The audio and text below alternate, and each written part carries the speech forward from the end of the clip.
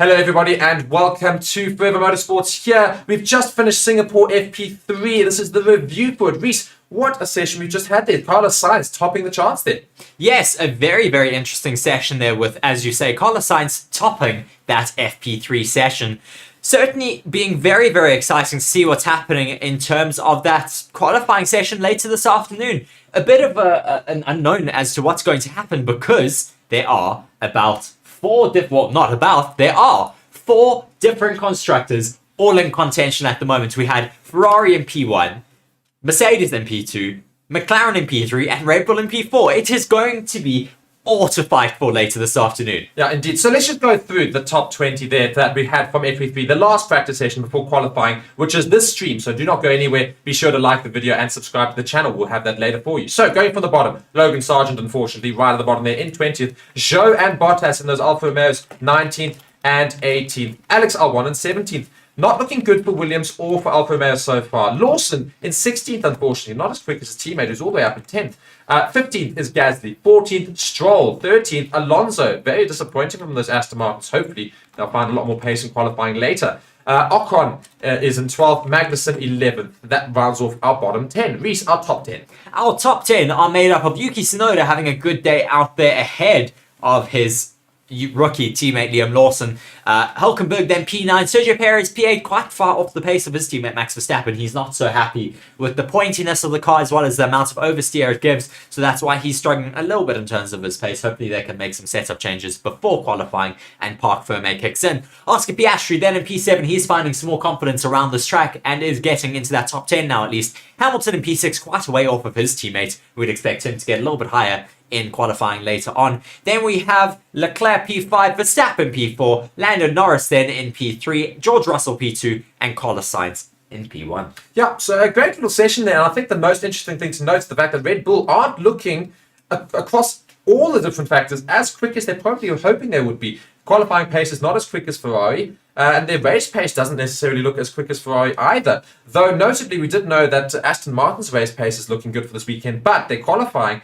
in that session at least, didn't see them finish very high up, only 13th and 14th for Alonso and Stroll. But I'm sure we'll see Alonso find a lot of time later. In the different conditions, of course, it'll be much cooler. It'll be at night. Qualifying is certainly going to be a very, very interesting one, as it always has been throughout the entire session. Qualifying has become more exciting than the race, I feel, sometimes. Yes, qualifying is one of my most exciting parts of a race weekend. As you say, it's often one of the most exciting sessions. And we'll have to wait and see whether that's going to be the case for today as well. It's going to be a very exciting race ahead of us, I think. I'm really looking forward to tomorrow because I always love the Singapore races around here. Yeah, I mean, what is your prediction for qualifying? Yeah, I think that's exactly what we're going to go to. We're going to go to quality predictions. So just to note, also, the quickest time that we saw in that session was a 1:32.065, of course, from Carlos Sainz. So people had made predictions for what the quickest time would be for pole. They were saying 1:31s. So 1:31.1, I think, was one that was mentioned. So we'll see what the times are going to be. So I'm going to predict in our top three. Let's go and see. I reckon it's going to be completely out of nowhere, some very, very odd things. I think third, Verstappen. Second, probably actually going to I'm going to back Russell to be in that second position. And I'm going to say Sainz will top pole. So I think that's going to be a very interesting one to look at. And I think that's basically what I'm going to guess. So just to run over it again, I'm going to say Verstappen 3, Russell 2, Sainz 1. I think, of course, there's other drivers you can put in those top three there, but that's what I'm going to say. Reese, what are you going to say? I'm going to try and make it a little bit different. I'm going to say Norris P1, Verstappen P2, Sainz P3. Well, one of our regulars in the chat will, of course, be very, very happy with the concept of Lando Norris finishing in first, that being F123. And also, I note that there's been some bets being placed on our channel pretty much with regards to people saying, you know, if somebody does this, I'm going to put this much there. So it's going to be quite an interesting thing. People just saying what they're going to do, and people backing Lando Norris to win. And yeah, let us know in the comments as well. Who do you think is going to top qualifying? What do you think is going to happen later? But otherwise, that was FP3, the review, and lots of very interesting information found there. The fact that this Red Bull aren't looking as quick as potentially those, even the McLarens and the Ferraris. So, and also the Mercedes, of course. So Red Bull still needing to find some pace. Reece, any final comments from that session? Well, just very exciting. Looking forward to qualifying later this afternoon. I'm really thinking it's going to be a very busy session. There's going to be a bit of an issue with traffic, I think, as well. But hopefully that's not going to be too much of an issue. I think there might be in Q1, Q2, and Q3. It tends to fall off a little bit in terms of the amount of cars on track, of course. But it could come into contention, of course. We'll have to wait and see, though. But do be sure to join us for that stream later. That starts at 3 o'clock. We'll be live 30 minutes before the session does get underway. We'll start, though, that build-up package very shortly for all of you. And then we will see you all a little bit later. Looking forward to it, though. Thank you guys so much for watching. Keep watching, of course. Like the stream, subscribe to the channel, and act in the comments and participate in our polls and otherwise. And we'll see you later. Thank you so much. Until then, bye. The FIA will be bringing a new technical directive to the Singapore Grand Prix. The new technical directive is not entirely new. A similar technical directive was also in force in 2021 until the end of 2022. In 2023, though, the technical directive, which was more or less a solution to a temporary problem, was included in the set regulations. Since this year, the flexibility allowed is more precisely defined in the regulations. But now it is necessary to reintroduce the technical directive to close down on loopholes that teams have found throughout the year, especially through certain interpretations of the text in the rules, as Formula 1 teams always do. Goss has said, but over the season, we felt that there has been a little bit too much creep in the design details of aerodynamic concepts and components. The FIA has been paying explicit attention to 4 main issues. The first indicates movement. Up, down, front, rear, left, and right of the wings relative to component that it is connected to. The second is more or less the same, but says that the wings are also not allowed to rotate relative to other components. Thirdly, elastic components are also not allowed. Materials that can move under certain pressure and then easily bend back to their original shape. Finally, though, components with a soft and bendable edge on the back are also prohibited. This material could prevent cracking due to deflection. So a lot of loopholes closed now in the regulations by the FIA, just trying to crack down on any little loopholes that teams are able to find and where they're able to just eke out any little bit of performance. Maybe this is Red Bull, maybe this is some of the other teams. We don't necessarily know who this is aimed at, or maybe this is just general loopholes being changed by the FIA, things that they've maybe done research and found that they're just closing it down to make sure that there is fairer racing going forward into the future. And hopefully this does maybe cause a bit of an upset in the Singapore Grand Prix and we see other teams being a little bit closer to each other. Maybe Red Bull falls back a little bit due to these regulations coming in. We will have to wait and see. Let us know what you think in the comment section.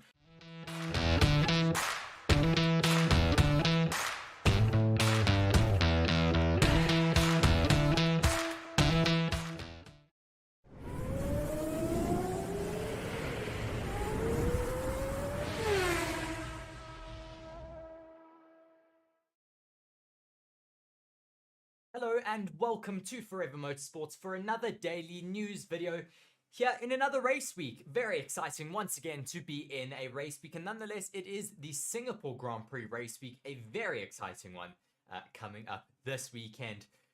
Yeah, looking forward to it. Let's though get into our first article here. Helmut Marko has finally come out and apologized for his offensive remarks about Sergio Perez. The Red Bull consultant, Helmut Marko, has apologized for blaming Mexican driver Sergio Perez's fluctuation in form on his cultural heritage. The 80-year-old Austrian, who is an advisor to the dominant Formula 1 team, issued a formal statement on Friday via the Service TV website. I would like to apologize for my offensive remark and want to make it absolutely clear that I do not believe that we can generalize about the people from any country, any race, and any ethnicity, Marko said. I was trying to make a point that Sergio Perez has fluctuated in his performance this year, but it was wrong to attribute this to his cultural heritage, Marko added. Marko, a former racer and close friend of the late Red Bull owner Dietrich Mateschitz, had made his remarks on the energy drinks company's television station following last weekend's Italian Grand Prix at Monza, wrongly describing Sergio Perez as South American. We know that he has problems in qualifying, he has fluctuations in form. He is South American and he is just not as completely focused in his head as Max Verstappen is or Sebastian Vettel. These are the comments that landed him in that hot water. And Yeah, it is not the first time that Marko has referred to Perez as being from South America. The Mexican, though, comes from Guadalajara, which is geographically in North America. An earlier attempt by Marko to clarify his comments only dug him in deeper. Yeah, certainly not going too well for the Austrian of Helmut Marko there.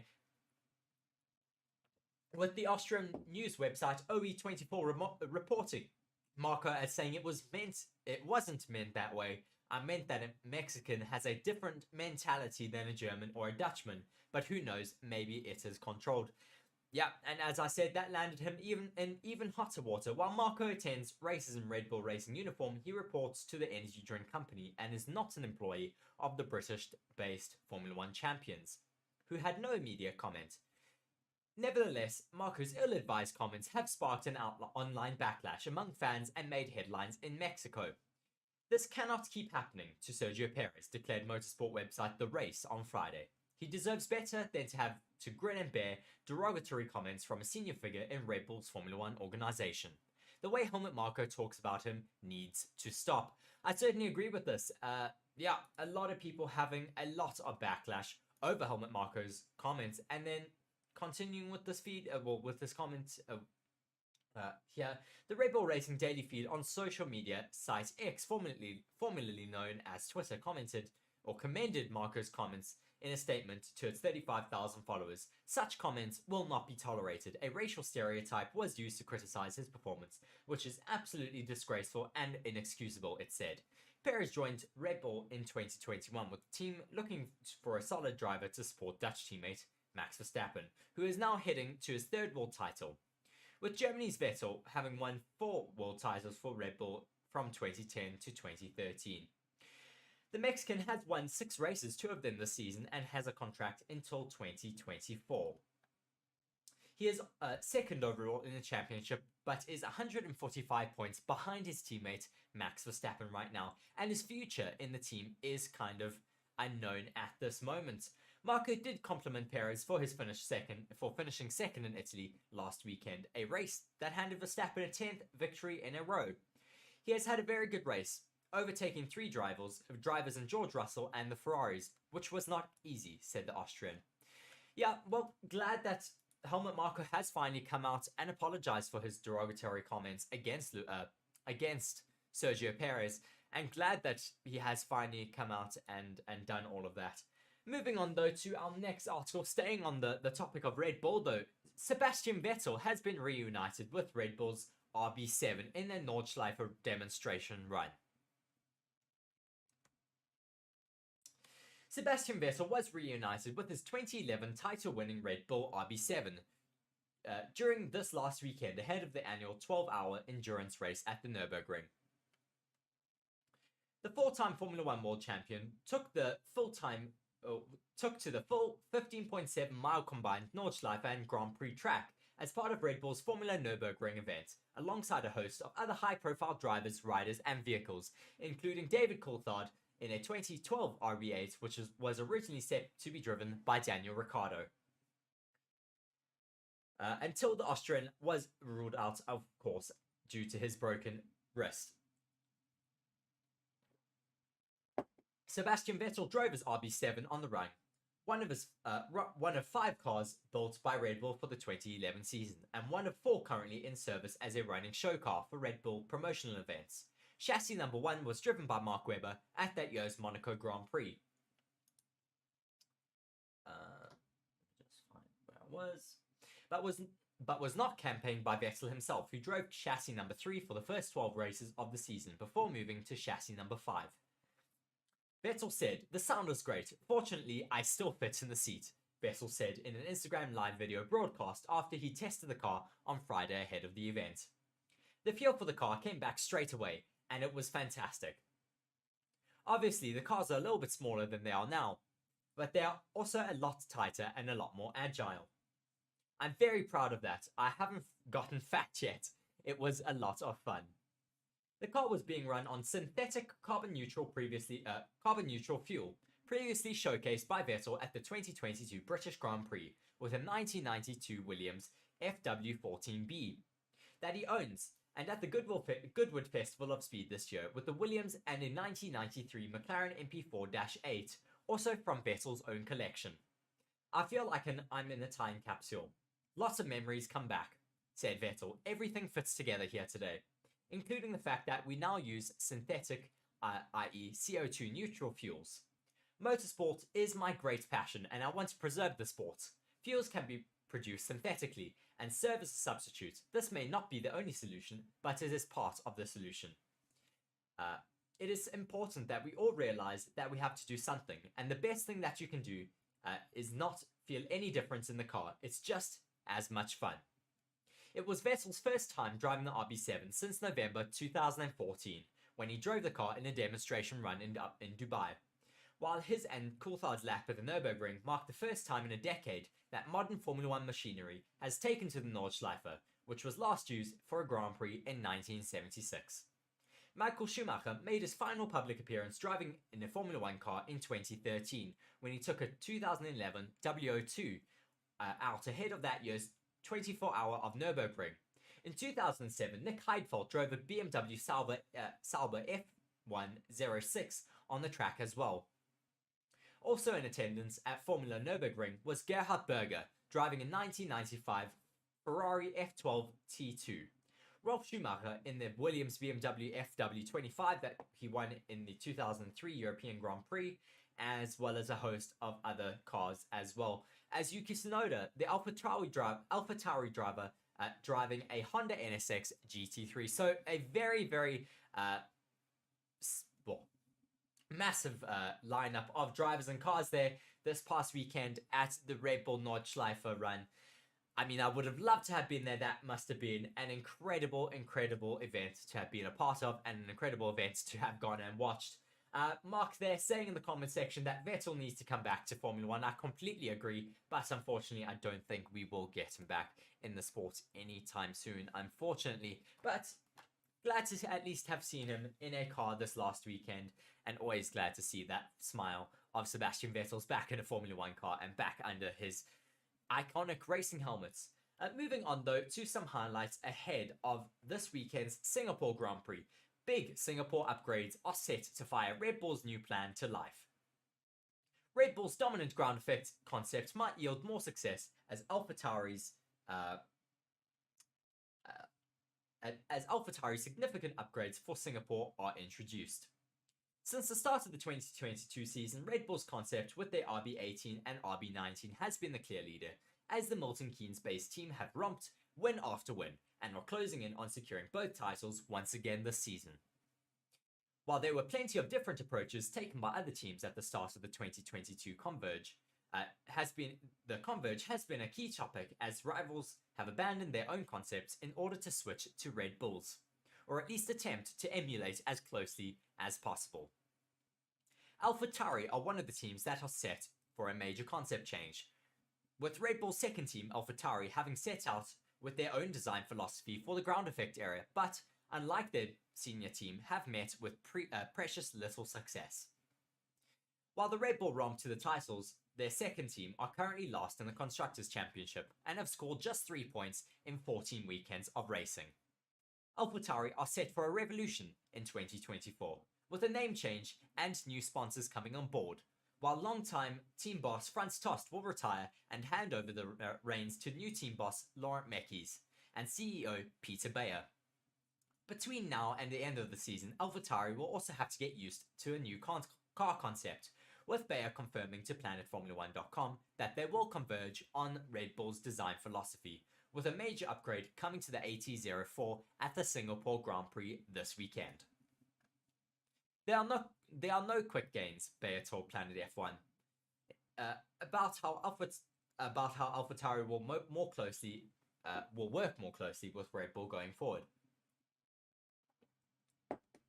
I mean, this year we've seen some amazing changes in the results scheme, when suddenly Aston Martin popped up, and then suddenly McLaren popped up. But I think that's really down to the fact that they all understood what Red Bull Racing did in terms of design philosophy is the right one, with this new downforce element with everybody in following.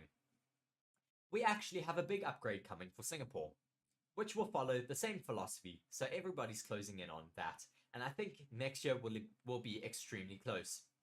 Asked whether the philosophy change will mirror that of the Red Bull's RB19, Bayer confirmed that will be the case. While critics of Red Bull are often loathing to recognize the fact that current rules prevent sharing of resources, intellectual property, and even ideas, AlphaTauri's autonomy as a team has resulted in them slipping backwards in the sport at a time where the parent company is otherwise dominating the sport. Far from exploiting potential grey areas and regulations, AlphaTauri haven't even used all the permitted components that are available to them, with Bayer confirming there will be greater collaboration between Red Bull and his team going forward. With the cost cap and the technical regulations, you almost can't be like a sister or brother team. You have to be a Formula 1 team, he said. We need to go through that process of growing up, going through adolescence and starting to walk on our own feet. Obviously, not in contradiction with getting support from our family, and I think that's really where we're also supposed to achieve. That's what we want to achieve. We can still exploit the technical collaboration because we haven't done that in the past. It is well known by now that if you think about the importance of the suspension nowadays and that we're not using the suspension which we are allowed to use, it simply is a mistake. There's a lot of gains to be made in the suspension of the AlphaTauri team because that is one of the key points where Red Bull's design engineer, I've just gone blank on his name, has spent the majority of his time, Adrian Newey, he spent the majority of his time in the suspension department, not in the air department. So it's very interesting to see that you can make a lot of gains in your suspension department, and rarely AlphaTauri should be taking those components, which they're legally allowed to do as a sister team.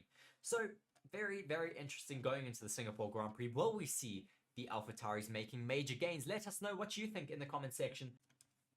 Hello and welcome to Forever Sports. My name is Reese. I'll be talking to you a little bit today about one of our channel partners, Bitdefender. Bitdefender is a global leader in cyber security. Bitdefender is committed to defending people all around the globe against cyber attacks, as well as to transform people's digital experiences.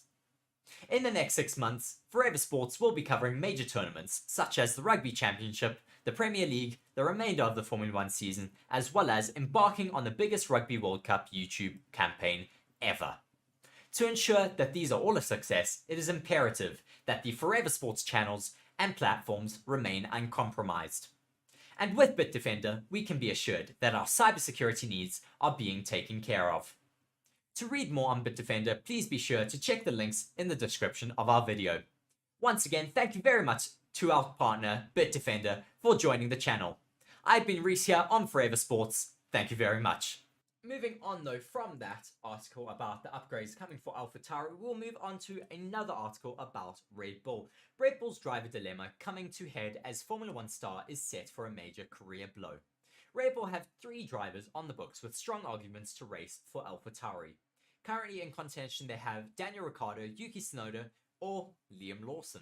So you don't have to be a genius to know that 3 into 2 does not go, so Red Bull will have to inflict a potentially fatal blow on the career of one of its 3 drivers in the running for an AlphaTauri race seat next year. And the truth is that, right now, they could go for any of the 3 combinations available. A few weeks ago, the most likely outcome was the status quo. Yuki Tsunoda's consistent start to the season and notable improvement in his racecraft seemed to have been enough to earn another year, and Daniel Ricciardo was back on the grid, energized and ready to make the most of his second chance in Formula 1. And then he crashed in practice at Zandvoort and broke his hand, of course, having him out of that seat now, possibly until Qatar. The Aussie has missed 2 races so far and will most likely be sidelined for a couple more, and during that time, Liam Lawson has had the chance to prove that he is ready for Formula 1. The New Zealander has gotten off to a very good start on that quest. While he hasn't scored a point yet in either 2 of his outings so far, he has though done really well in comparison to his teammate. The likelihood though is it is the performance of his car which has limited his results rather than the way he has driven it. Lawson has made his Formula 1 debut in a hectic Dutch Grand Prix, starting on dry tyres amid an immediate rain shower and then navigating the tricky wet to dry crossover before more heavy rain changed the game again. He finished 13th and then followed that up within 11th place at the end of his first full weekend at Monza, a much better showing for the rookie. As Sky's Anthony Davidson pointed out, it is difficult to assess exactly how well Lawson has done so far, as his teammate Yuki Tsunoda did not start the second race in Monza.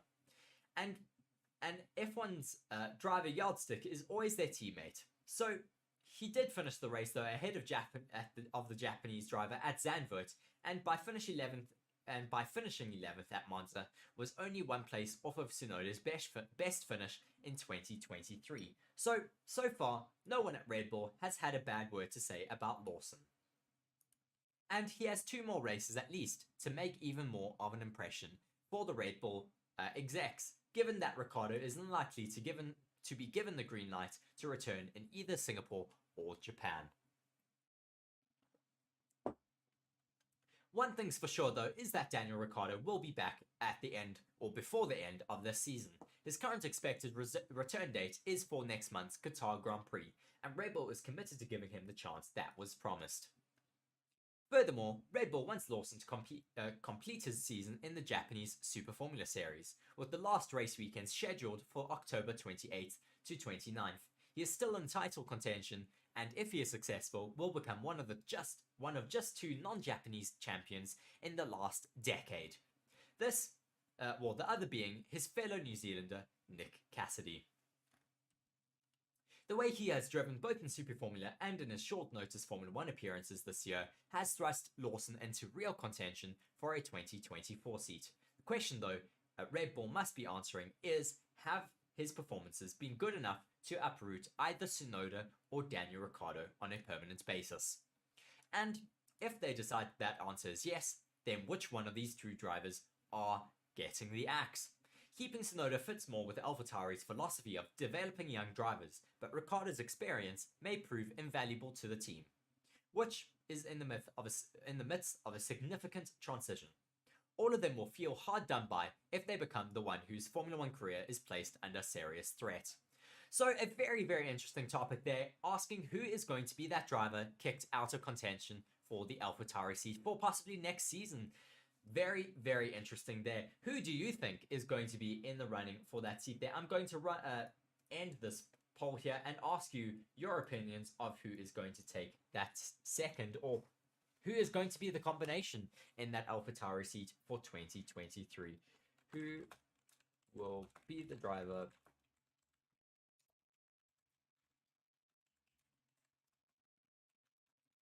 So my question for you is, who will be the driver ousted from AlphaTauri? So let's start with Tsunoda, Ricciardo, and our third option will be, let me spot Ricciardo's name right though. Our third option, of course, will be Lawson. James there, just saying, wonder how Perez feels about Helmut Marko's comments. There hasn't been a public statement from Perez yet, has there? No, as far as I can see online, there hasn't been any public statements made by Sergio Perez or his team. So very, very interesting that they have kind of kept quiet on it. I understand why. Of course, it's one of their main team bosses that has said something about them. I think they're kind of just waiting until Perez can leave the team. I think they're kind of over it at this point. Yeah, I think it's very unfortunate that the end of Sergio Perez's contract with Red Bull is kind of ending in bittersweet terms. As Mark there says, Perez is too busy trying to find form, let alone a response. Well, I think Sergio Perez has proven that he has still got that form off the back of his Grand Prix weekend in Imola. He did quite well there, and I think he deserves maybe a renewal of that contract.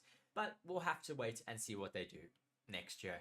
Moving on, though, from that Red Bull article here talking about AlphaTauri drivers, we'll move on to Formula 1 setting targets for their 2026 regulations. And some of the rules have been released now with their regulations for 2026. Formula 1 targets a 50 kilogram weight reduction as part of their 2026 rules revamp. Formula 1's 2026 rules are on course to produce shorter, narrower, and lighter cars, with the FIA targeting a 50 kilogram weight reduction by 2026. Motorsports Racing's governing body is currently hard at work putting in place to outline chassis regulations for the next rules era that will kick off in 2026. As well as a planned shift towards active aero to help reduce drag on the straights, the FIA has offered some more details about what else could be changing in the next regulation changes.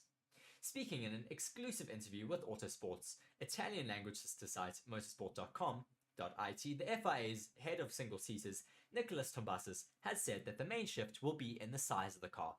Thank you. With the dimensions of the wheels, which will be narrower, plus the rear wing and the car in general, we aim to reduce the weight of the cars by around 50 kilograms, he said. So it will be possible to see smaller single-seater cars, shorter and narrower, but we are talking about solutions that still need to be discussed. With the car on a diet, we will also be able to change cornering speeds a bit. Being lighter, they will go faster in straight lines, but will generate less aerodynamic load. So we will need to increase the hybrid's energy recovery to ensure adequate lap performance. The changes planned for 2026 will not have been without controversy, as Red Bull earlier this year warned of the potential for Frankenstein cars that would be impossible to race each other. There were even concerns about drivers needing to change down gear halfway down straights to try and boost their energy hybrid systems. Tombasas is clear though, however, that the FIA has put a lot of effort into ensuring that what is coming for 2026 works from the racing perspective. A lot of work has been done to understand how energy recovery and management will have been done and how overtaking can be done based on the aerodynamic configuration, he said. We have carried out many simulations by changing these parameters and have found solutions that seem to work adequately. Tombasas suggests, though, that some of the original concerns voiced about the performance of the 2026 cars were not based on up-to-date simulation models. If one took the 2026 power units and mounted them on current cars, probably the result would be the scenario put forward by those who were worried, he said. But in recent months, we have collected a series of very positive developments, so the comments expressed old positions. We also need to take into account that the engine and chassis will have to work together, and it will not be possible to think of one without the other. So very interesting to see there what is possibly coming for Formula 1 in 2026. Certainly something myself and Mark have been really calling for smaller cars, more raceable cars, cars that can actually get side by side to each other in smaller circuits and street circuits. Hopefully with these reduced footprints of these Formula 1 cars, we'll actually get exciting Monaco Grand Prix. This is what we want to see. We want to see cars moving towards the regulations and sizes of old, from the 90s, from the 80s. Those cars were much smaller in footprint to the cars that we have nowadays. I understand that the cars have to be huge to get the ground effects working, but I mean, we're in 2023 already. We should be able to figure it out with active aerodynamics, which is what they're wanting to bring in for 2026. And I think it's really going to help a lot more in terms of the raceability of the cars, as well as just the spectacle of Formula 1 as a whole. So really, really looking forward to that. Moving on though to another article about AlphaTauri. AlphaTauri are closer to becoming Hugo Boss Formula 1 team. Hugo Boss are said to be the next sponsor of Red Bull's B team Scuderia AlphaTauri, as the iconic German fashion brand extends its investments into Formula 1 with the goal of turning it into a winning outfit. Hugo Boss's CEO Daniel Grieder told Reuters last year, Formula 1 is also back better than ever. It's a global sport and they also have commitments to a more sustainable world and races. I think the sport is even more relevant than ever, and the whole world is watching and so many fans are into it, and I think it's also exciting at the moment. I think the balance that they have found now is perfect, said Grieder, of the Formula 1's Netflix Drive to Survive inspired boom in the United States. At the time, a company spokesperson added, Hugo Boss is realigning its existing commitments in sports, and we will concentrate only on Formula 1 in the future. Since then, the speculation has been rife regarding the future involvement of Hugo Boss branding in Formula 1. The company has a rich history with McLaren, their multiple championship-winning cars featuring the Boss logo, driven by the world champions Alain Prost, Niki Lauda, Ayrton Senna, Mika Hakkinen, and Lewis Hamilton. The McLaren-Hugo Boss partnership dated back to 1981 and ran to 2015, before the clothing manufacturer switched to Mercedes. Since 2022, Hugo Boss are part of Aston Martin's partner portfolio until 2025. But talking the paddock much of the season is that the plan is to take over AlphaTauri and rebrand the Faenza operation to Hugo Boss Racing Team, or Scuderia Hugo Boss, or whatever they name the operation, starting in 2026. Hence, this is the last year of Red Bull's AlphaTauri project, which began in 2020, before the team was Toro Rosso, Red Bull in Italian, having morphed the program from F1 Minnows Minardi. It became the hotbed for Red Bull Racing's young driver talent development program.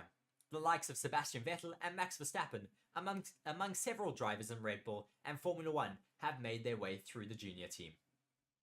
Unlike in the earlier days, and its reason to be the team is no longer a Formula One driver development platform, as Pierre Gasly was given huge refuge in the team after his Red Bull promotion failed, and remained there for 6 seasons.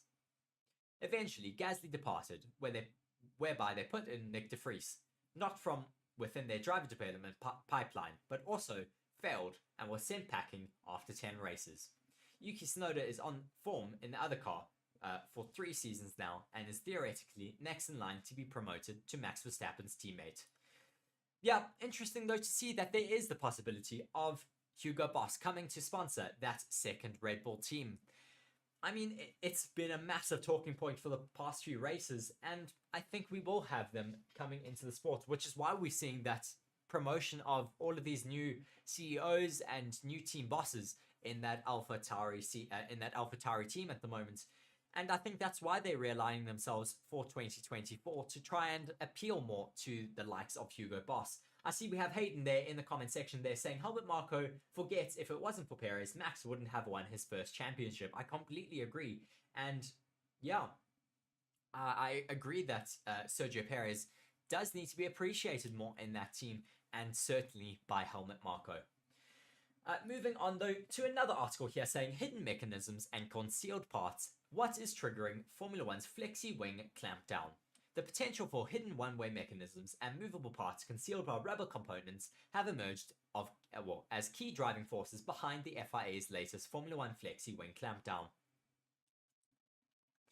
From this weekend's Singapore Grand Prix, the FIA has got tougher on the design of front and rear wings in a bid to stop teams from playing games with flexible parts. As first revealed by Motorsport.com, the FIA has demanded to see all designs and drawings of wings ahead of the Marina Bay race to check that they comply, and has outlawed specific race wing ideas that it believes contravenes the rules. This includes wing elements that move or rotate in relation to the bodywork. They are fixed to use elastomeric or rubber fillets that can help permit localized deflection, plus designs that use soft trailing edges to aid flexing. The FIA has long forced a battle to stay on top of the team's flexi-wing antics, but its single-seater director Nicholas Tombasas has revealed how it was pushed to respond after discovering the lengths some teams were going to get around the rules. In an exclusive interview with Motorsport.com's Italian site, Tombasas has explained that the thinking behind the new tough stance over flexi-wings. In the regulations, we have many flexible criteria. There are loads that we apply, and a certain deflection is allowed, he said.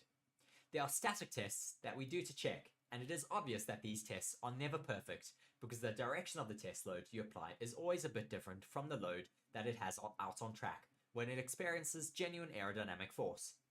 There may be differences for this reason in the regulation. There are some general and conceptual specifications that, in essence, prohibit mechanisms. For example, one could draw a wing that, when applying the forces of the FIA test, it is fixed, but when applying any other load, it could be more flexible.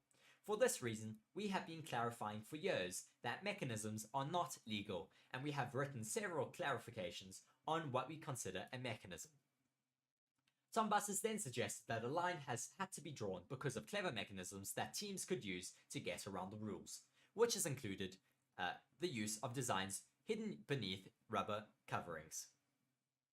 If under a carbon surface we have levers that allow deflection in one direction and not in another, we can consider this a mechanism, he said.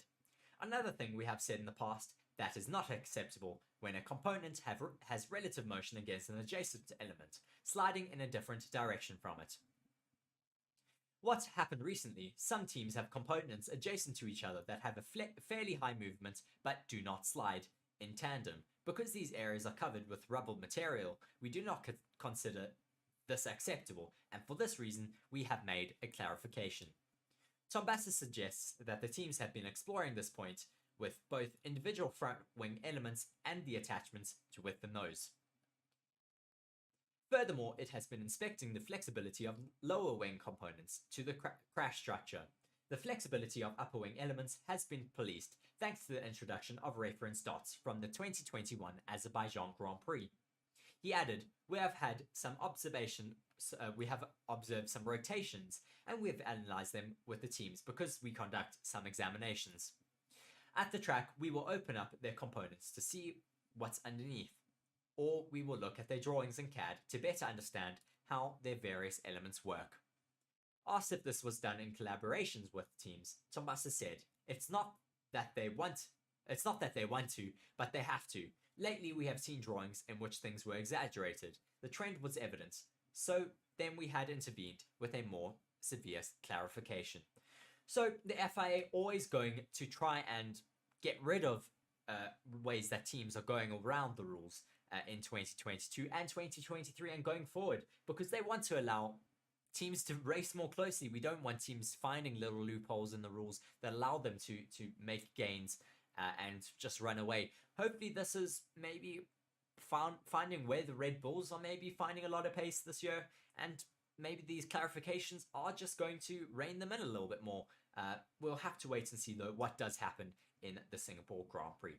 So just a little bit of stats going into the Singapore Grand Prix this race weekend. It is going to be the 16th round, if I'm not mistaken, of the Formula 1 Championship this year. It is a street circuit and has been held on the Formula 1 Grand Prix Canada since 2008. There's going to be 62 laps, and the circuit is a new circuit layout this year with only 19 corners. It used to be 21, but they have removed a section in the midsection with a new DRS detection zone being moved much further up. The track was built ahead of the 2008 Grand Prix here, and of course the circuit, one of the most physically demanding on the Canada, has a very bumpy street surface coupled with high humid conditions, giving the drivers plenty to think about throughout a lap. Even with a revised 2023 layout reducing the number of corners from 23 to 19, they are working with the wheel a lot. Around a high lap speed, the physical stress causing them to lose as much as 3 kilograms in body weight over the course of a race. So certainly one of the most grueling and enduring races that a Formula 1 driver must endure throughout a Formula 1 Grand Prix throughout this calendar year. So just talking a little bit about this revised circuit, I have spoken about it in another live news show, but just to go over it yet again, the redevelopment works in the vicinity of the track means that the section between turn 16 and 19 of the 2022 layout will now become one long 397.9 meters straight, reducing the total number of corners from 23 to 19. The changes, which are subject to the FIA approval, and will also require the removal of the bay grandstand while the redevelopment is carried out, are expected to see the circuit length reduced from 5.063 kilometers to 4.928 kilometers, with the number of laps in the Grand Prix likely increased from 61 to 63. Really looking forward to this race weekend. I always look forward to the Singapore Grand Prix. It's also very exciting for us as a channel because it marks our 1 year point from when we started doing watch-alongs with all of you guys. So really looking forward to it. Hope that all of you will join alongside with us for this Grand Prix race weekend. Mark there just saying to Singapore, crashes galore and potential red flags. Certainly, we always have a very exciting Singapore Grand Prix with lots of flags, lots of crazy weather. It's often during monsoon season here in Singapore, so who knows what it's going to be like this race weekend, but we're certainly really looking forward to it. Thank you very much though for joining alongside with us for this Formula 1 live news show. Yeah, please do be sure to subscribe to the channel, like the video, and let us know where you're tuning in from and who you support for this season. Thank you very much for watching me. I have been Reese. Cheers.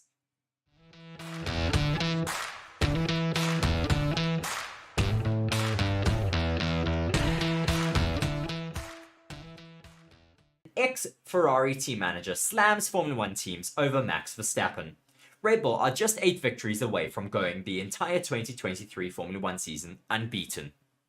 Ex-Ferrari and Williams team manager Peter Windsor believes all the teams should hang their heads in shame amidst Red Bull's ongoing dominance. After 14 races in the 2023 season, Red Bull remain unbeaten, ahead of the upcoming Singapore Grand Prix, with Max Verstappen alone having won 12 races this season. 10 of those have come consecutively, something which saw him eclipse Sebastian Vettel's record for 9 wins in a row recently at the Italian Grand Prix. Ferrari's attempt at battling Red Bull at Monza was arguably the best attempt any team has made this season so far. There are genuine beliefs that Red Bull could go the entire season unbeaten though, something which has never been achieved in the history of the sport. Red Bull are just simply in a complete league of their own, thanks to being deadly consistent at all circuits. Windsor raises the point that if it wasn't for Red Bull, there'd be questions as to why no team can perform consistently since the introduction of the new aerodynamic regulations. Red Bull are the only team who can always get their car into the right window, making Windsor question whether the other teams have taken the wrong approach to the current regulations.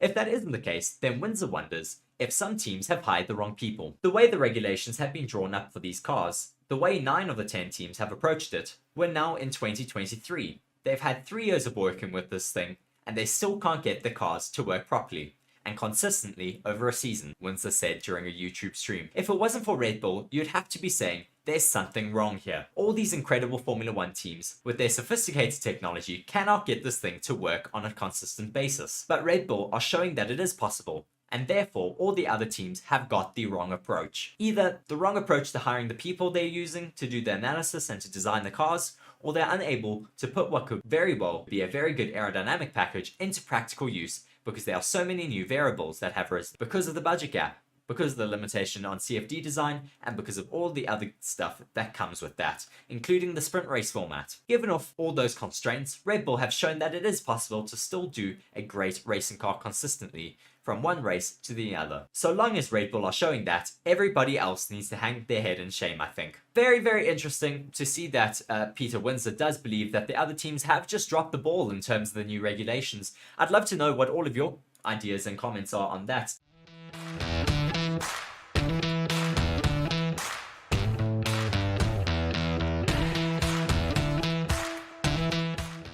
Hello and welcome to Forever Sports. My name is Reese. I'll be talking to you a little bit today about one of our channel partners, Bitdefender. Bitdefender is a global leader in cyber security. Bitdefender is committed to defending people all around the globe against cyber attacks, as well as to transform people's digital experiences. In the next 6 months, Forever Sports will be covering major tournaments such as the Rugby Championship, the Premier League, the remainder of the Formula 1 season, as well as embarking on the biggest Rugby World Cup YouTube campaign ever. To ensure that these are all a success, it is imperative that the Forever Sports channels and platforms remain uncompromised. And with Bitdefender, we can be assured that our cybersecurity needs are being taken care of. To read more on Bitdefender, please be sure to check the links in the description of our video. Once again, thank you very much to our partner, Bitdefender, for joining the channel. I've been Reese here on Forever Sports. Thank you very much.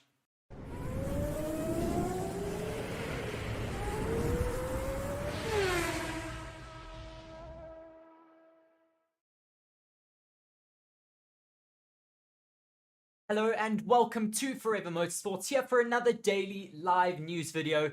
Yeah, once again, a lot of news to talk about. I'm sure everyone will be quite interested from the title of the video here today. Yuki Tsunoda faces a Red Bull style Yuki Tsunoda faces Red Bull style demotion threat as Daniel Ricciardo and Liam Lawson make AlphaTauri Dream Team for 2024. It was the much-awaited restart of the Formula 1 season in Zandvoort when Daniel Ricciardo fractured his hand during FP1. In the 2 races he had driven before his injury, Ricciardo showed just how good he can be when in a positive environment. The AlphaTauri team was lucky enough to have Liam Lawson though travelling with them, giving way for a surprise Formula 1 debut for the New Zealander-born driver. Considering the circumstances around his debut, Lawson had a positive start to his career. With impressive performances, Red Bull is more than happy with the oceanic neighbours ringing the sound of distress for Yuki Tsunoda. When Tsunoda had Nick de Vries as his partner, he had much less to worry about, given de Vries' subpar performances. However, with Ricciardo's addition, the AlphaTauri camp dynamics changed quickly, with neck-to-neck competition between the new teammates. Now the Japanese driver faces another challenge in Lawson, who is equaling him in every step, despite being less experienced. AlphaTauri has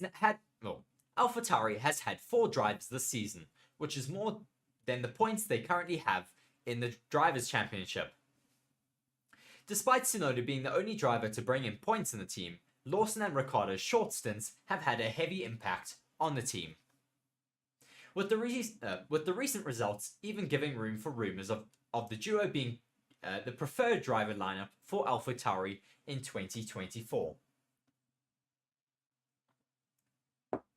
Should this be the case, Tsunoda will move to Red Bull Racing as their reserve driver, and will have the testing and sim duties on his shoulders, making it an Alex Albon situation for him. With Ricciardo a part of their team, AlphaTauri will have some much needed experience in their driver lineup, which will also help Lawson learn the ropes in his first few years with the team. The dynamic would mean AlphaTauri will have the best of both worlds as they continue to improve as a team. In 2019, Red Bull announced the signing of Alex Albon to replace Pierre Gasly as Max Verstappen's counterpart. However, after failing to keep up with the Dutchman, Albon had to become the team's reserve driver, with Sergio Perez taking up his seat in 2021. The following year, after George Russell vacated the Williams seat, Red Bull fought hard for Albon to replace him, and now the Thai driver is having one of the best seasons of his career. With Tsunoda potentially becoming Red Bull's reserve driver, the example of Alex Albon could provide him with the hope of a continued career in Formula 1. However, a case can be made for whether or not the Japanese driver would want to be in that situation. For now though, all he can do is perform to the best of his abilities and hope for the best. Certainly would be sad to see Yuki Tsunoda act from that AlphaTauri team, but if there are drivers performing at a better level, then you'd have to understand why he is getting taken out of that AlphaTauri seat. We'll have to wait and see though what happens in 2024, but very, very interesting to see what does happen. I do have a poll there running at the moment in the comment section asking who do you see in the AlphaTauri seats next year. Your options are Tsunoda Ricciardo as option 1, Lawson Ricciardo as option 2, Lawson Tsunoda as option 3, which currently has no votes, and then other for option 4. Please do be sure to go and vote in that poll, as well as to join us and commenting in the comment section. Let me know where you're watching alongside from, and let me know any questions that you may have for me here today. I'd love to answer any of those for you guys in the comment section. Moving on though to our next article, speaking a little bit about Daniel Ricciardo and his return to Formula 1 in the Singapore Grand Prix. AlphaTauri confirms Ricciardo won't race Singapore Formula 1 round, but will be present. Daniel Ricciardo will attend Formula 1's Singapore Grand Prix, but will only work with AlphaTauri in an engineering capacity, as he continues his recovery from a broken hand. Ricciardo has been absent from his stunted Formula 1 comeback since the early stages of the Dutch Grand Prix 3 weeks ago, where he broke a metacarpal in his left hand in a crash at the Hugenholtz corner in second practice. He underwent surgery on his injury 2 days later, as he was replaced for the event in Zandvoort by Red Bull Junior driver and 2023 Super Formula title contender Liam Lawson. Lawson has continued to deputise in Ricciardo's place a week later at the Italian Grand Prix, as well as this weekend yet again in Singapore. The scene of Ricciardo's most recent Formula 1 victory back in 2021, when racing for McLaren, which was of course in Monza, where Red Bull team boss Christian Horner suggested Ricciardo may miss 4 races in total and may only return at the Qatar round in early October due to the time needed in his recovery process. Ahead of this week's Singapore Grand Prix race though, AlphaTauri's official pre-event media preview confirmed that Ricciardo will be present with the team in Singapore, only for engineering purposes though. The team gave no mention of Ricciardo's plans for the Japanese Grand Prix next week though. In the same press release, Lawson, who finished 11th last time out at his Monza outing, having pushed teammate Yuki Tsunoda close in qualifying too, said he definitely felt more comfortable in Monza than in Zandvoort, even if there's still a lot to learn. He added, when you get more comfortable in these kind of cars, it can make quite a big difference. Having done 2 races now, I'm also getting a better understanding of the difference between the tyre compounds, which is so important. I'd say Monza was pretty successful, even if it was disappointing to finish so close to the points. I think if I had a better start, perhaps things could have been a bit different, but it is something that I will learn from, and I'm just excited moving forward. I know this is a very tough race physically, and when you get thrown into Formula 1 in this situation, even with all the training in the world, it's still such a tough adjustment. It's going to be very difficult, but we've had a lot of training for it and doing everything we can to prepare for it. Last year, I experienced the nighttime routine as Red Bull's reserve driver. It's cool, to be honest, to go through a weekend like that. It's a bit different to normal. Obviously, the biggest adjustments will be getting used to the track, as I've only driven it on the sim, and street circuits are probably the hardest to replicate. They take confidence, and when you're new to the track, or even in my situation being new to Formula 1, having that confidence early in the weekend is pretty tricky. I'll be aiming to build up as many laps as we can, a bit like Monza, to be honest. That was the target there, and it will be a similar sort of thing this weekend. Generally, I like street circuits. For example, I absolutely love Monaco, so I'm expecting to enjoy Singapore too. Well, glad that we'll have Daniel Ricciardo back in Formula 1 and back in the Formula 1 paddock this race weekend in Singapore, and certainly looking forward to seeing what Liam Lawson can do this race weekend. I think, as he says he quite enjoys street circuits, we'll be waiting and watching to see whether he'll be able to have a good race weekend out here in Singapore. It's a very difficult track, but if anyone can do it, I think the rookie of Liam Lawson should be. Moving on though to another Red Bull based article, how Red Bull can win the Constructors Championship in Singapore this race weekend. Just jumping to the comment section quickly, I see Mark is there saying hello. Thank you very much for saying hi there, Mark. I see we do have a couple people though in the comment section. Do be sure to just let me know where you're watching from and say hi. Moving on though with this article, Red Bull's dominant Formula 1 season could see it clinch its first title of the year in Singapore this weekend.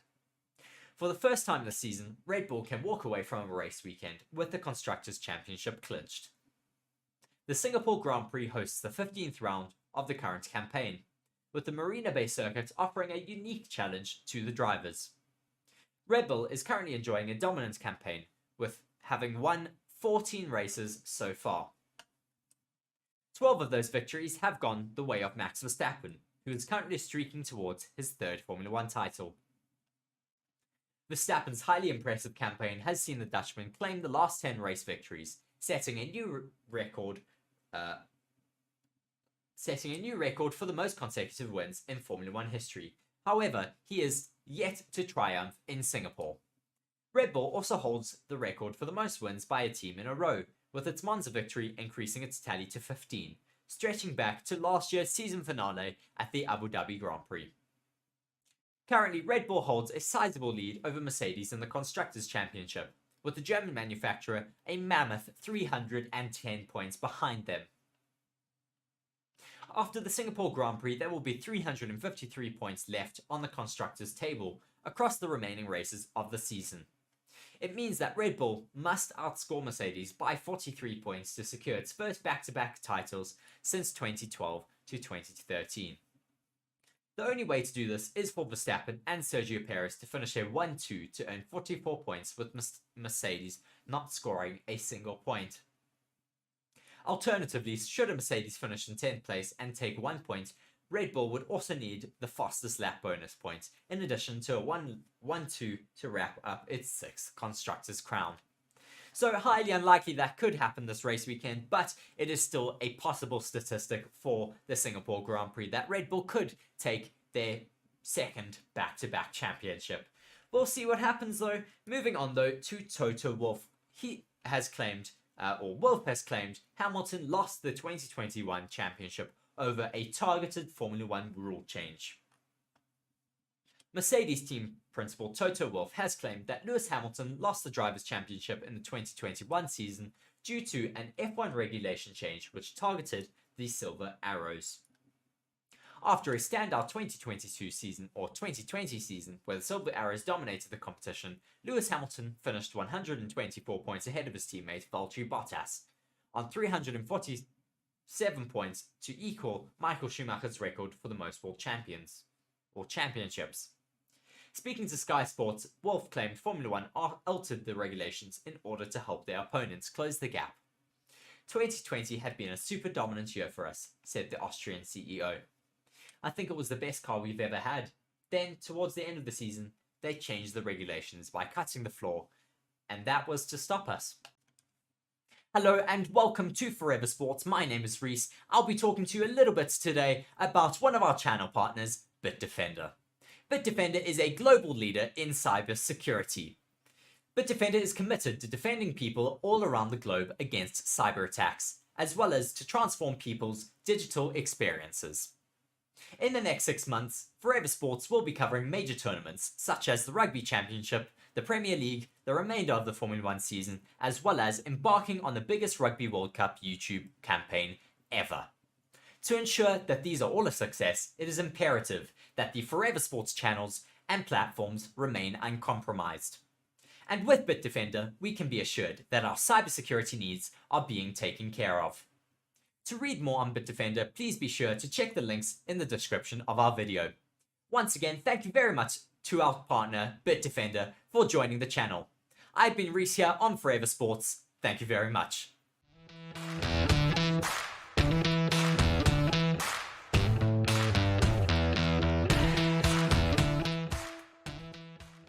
While the ever-controversial 2021 finale at the Abu Dhabi Grand Prix remains a big reason why Mercedes lost the Drivers' Championship, Wolff believes a broader Formula 1 regulation change were made in order to stop them. We lost the 2021 Drivers' Championship for many reasons, he said. One was the final race, but we also lost it because those regulations were set in place in order to reduce the advantage we had had.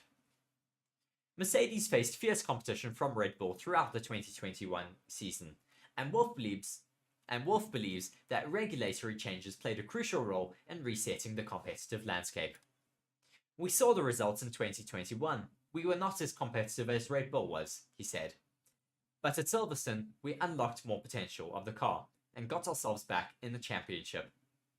These regulations were targeted to reset the pecking order. Currently, with a lot of talk being around different championships of the past, there's a lot of people calling for Schumacher to lose his first championship. Of course, there's Massa trying to get back his 2008 championship. People always calling for Lewis Hamilton to try and get back his 2021 championship. Just a lot going on at the moment, and I don't know if we necessarily should ever go back and change the results of former championships and titles, because I think it's in the past. Sure, there may have been controversy, but that is what the sport is all about. We want to remember what happened in the past and maybe learn from it rather than having to go back and change it. We'll still have to wait and see, though, what does happen with that 2008 scandal and championship with Massa and Hamilton. Mark just saying there, why can't Wolff just keep quiet? Man just cried at the moment. As well as saying, lol, imagine Red Bull somehow do win this weekend. Would be down to all the others messing up badly. Yes, it would be down to others messing up badly. I also have a little bit of news about the weather this race weekend. That could also be coming into play. Moving on, though, to another article. Formula 1 news. Sebastian Vettel teases a Japanese Grand Prix return. Red Bull and Sebastian Vettel have planned something special. Always with special. I always say special. Red Bull and Sebastian Vettel have planned something special for Suzuka. Reports are that four-time champion or four-time Formula 1 championship winner Sebastian Vettel could be returning to the Formula 1 paddock this year at his favourite Suzuka Grand Prix circuit for the Japanese Grand Prix. Vettel took part last weekend at the Red Bull Nurburgring event, where he drove around the legendary Nordschleife circuit in his Red Bull RB7. The retired driver relived his Formula 1 days during the event as his Formula 1 car roared through the green hell after 10 long years.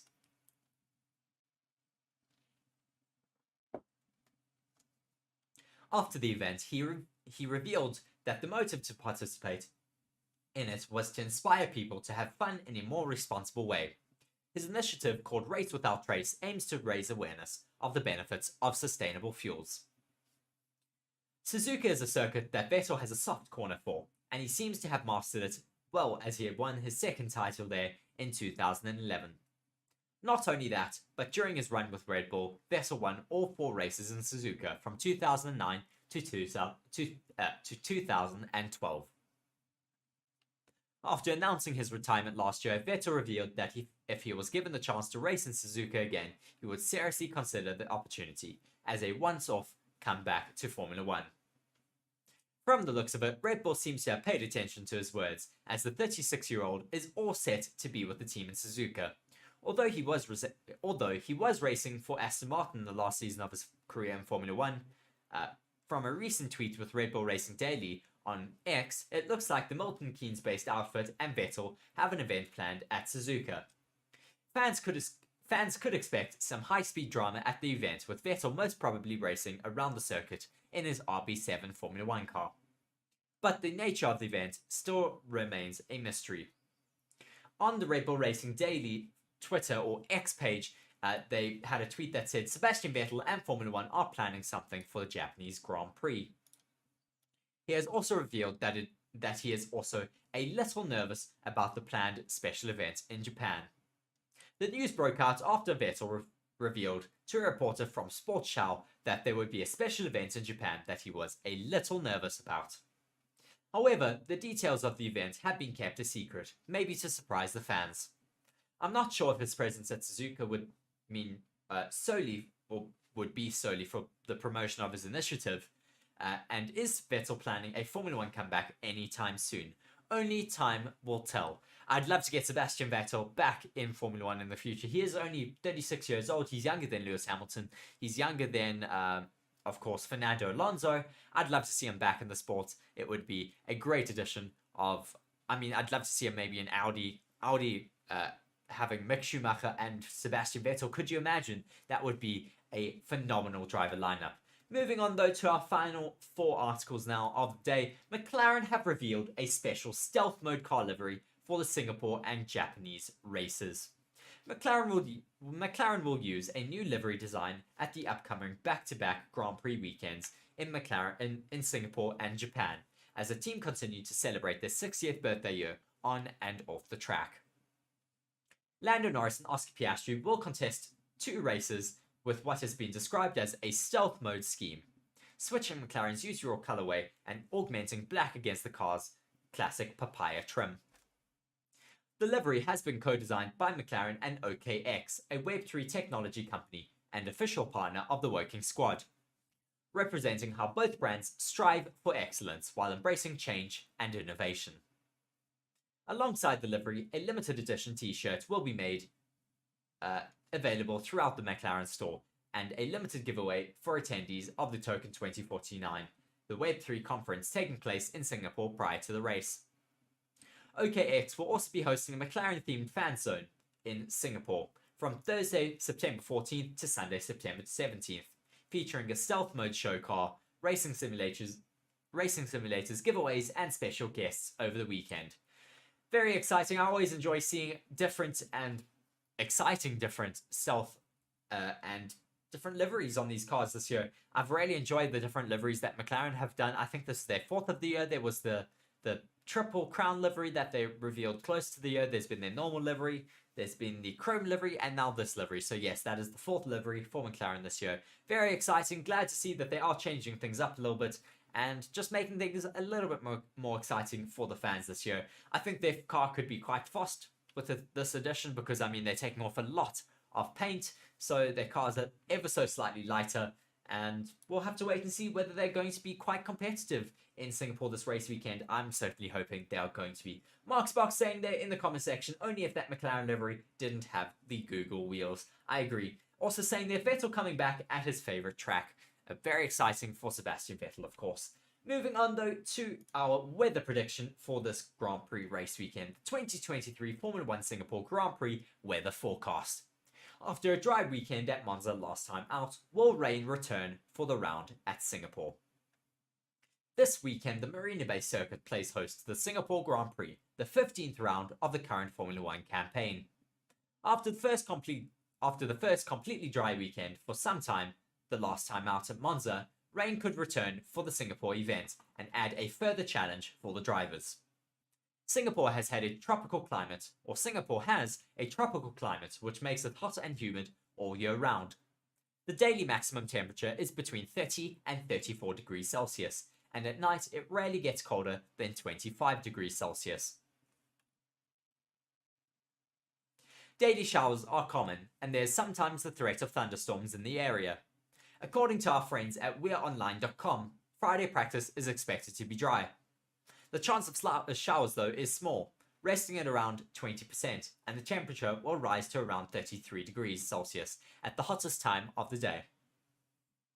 However, over the weekend, the threat of rain will increase. On Saturday, the day of qualifying, there will be a 40% chance of a shower at the track. On Sunday, more showers will develop in the region, and the chance of rainfall is over 60%. However, most of the showers will fall in the afternoon. As both qualifying and the races do not start until the evening hours, it does not appear as though the track will be heavily saturated for those sessions. On both Saturday and Sunday, temperatures will rise to 32 or 33 degrees Celsius. Once the race commences, the sun would have already set, but the temperature will not cease much. At the start of the Grand Prix, which is scheduled for 8 PM local time, it is expected to be 29 or 30 degrees Celsius. Yes, hopefully the weather does not affect the Grand Prix all that much this race weekend, although saying that, I think rain could make the race quite exciting on Sunday. We do have 60% chance of rain, but it is expected to fall more likely during the day rather than during the night when the race is taking part. So we'll have to keep an eye on that, and yeah, hopefully we do get some exciting weather making its way over the track, because I think that it could just make some really, really exciting action out on track for all of us, viewers and commentators alike. So moving on though to the FIA, the FIA has revealed plans for more aggressive Formula 1 wheel cover solutions for their next spray tests. The FIA says its next planned test with spray guards on a Formula 1 car will feature a much more aggressive solution that completely covers the wheels.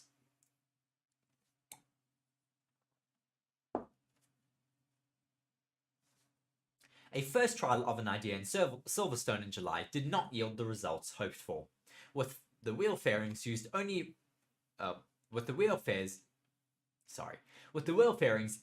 reducing the spray thrown up by a small amount. Formula 1 chiefs know that a much bigger step is required if they are to limit spray enough to help cars race more in rainy conditions. The FIA's single-seater director, Nicholas Tombazis, has explained that following analysis of what happened at Silverstone, the next test will be with a much different design. What was done at Silverstone, with the help of Mercedes, who created parts, and McLaren, who ran a car to get feedback on spray, was perhaps too optimistic an experiment, Tombazis revealed. The spray guards covered a little bit too little of the wheel. I was quite skeptical and imagined that we wouldn't see important results, he added. In the next tests we carry out, we will test complete coverage of the wheel, going even beyond what would be needed to understand what the threshold is at which the spray forms. Then we will decide which path to take. Tombazis has explained just how complicated finding a solution is, with the excessive spray thrown up by Formula 1 cars being triggered by different factors. The first is from the water that is extracted from the tyres and shot upwards, he said. A second effect derives from the accumulation of water beneath the wheel and the asphalt in the tyre squirt area, which is between the wheel and floor edge, which is sucked up into the diffuser. The third effect is given by the water that stagnates in the cracks and in the ground, and under pressure of the diffuser is sucked up and expelled. He added, "We believe that the spray coming from the wheels corresponds to approximately 40% of the total. If we were able to limit this phenomenon, it is clear that the drivers would not have complete visibility, but there would be a significant improvement."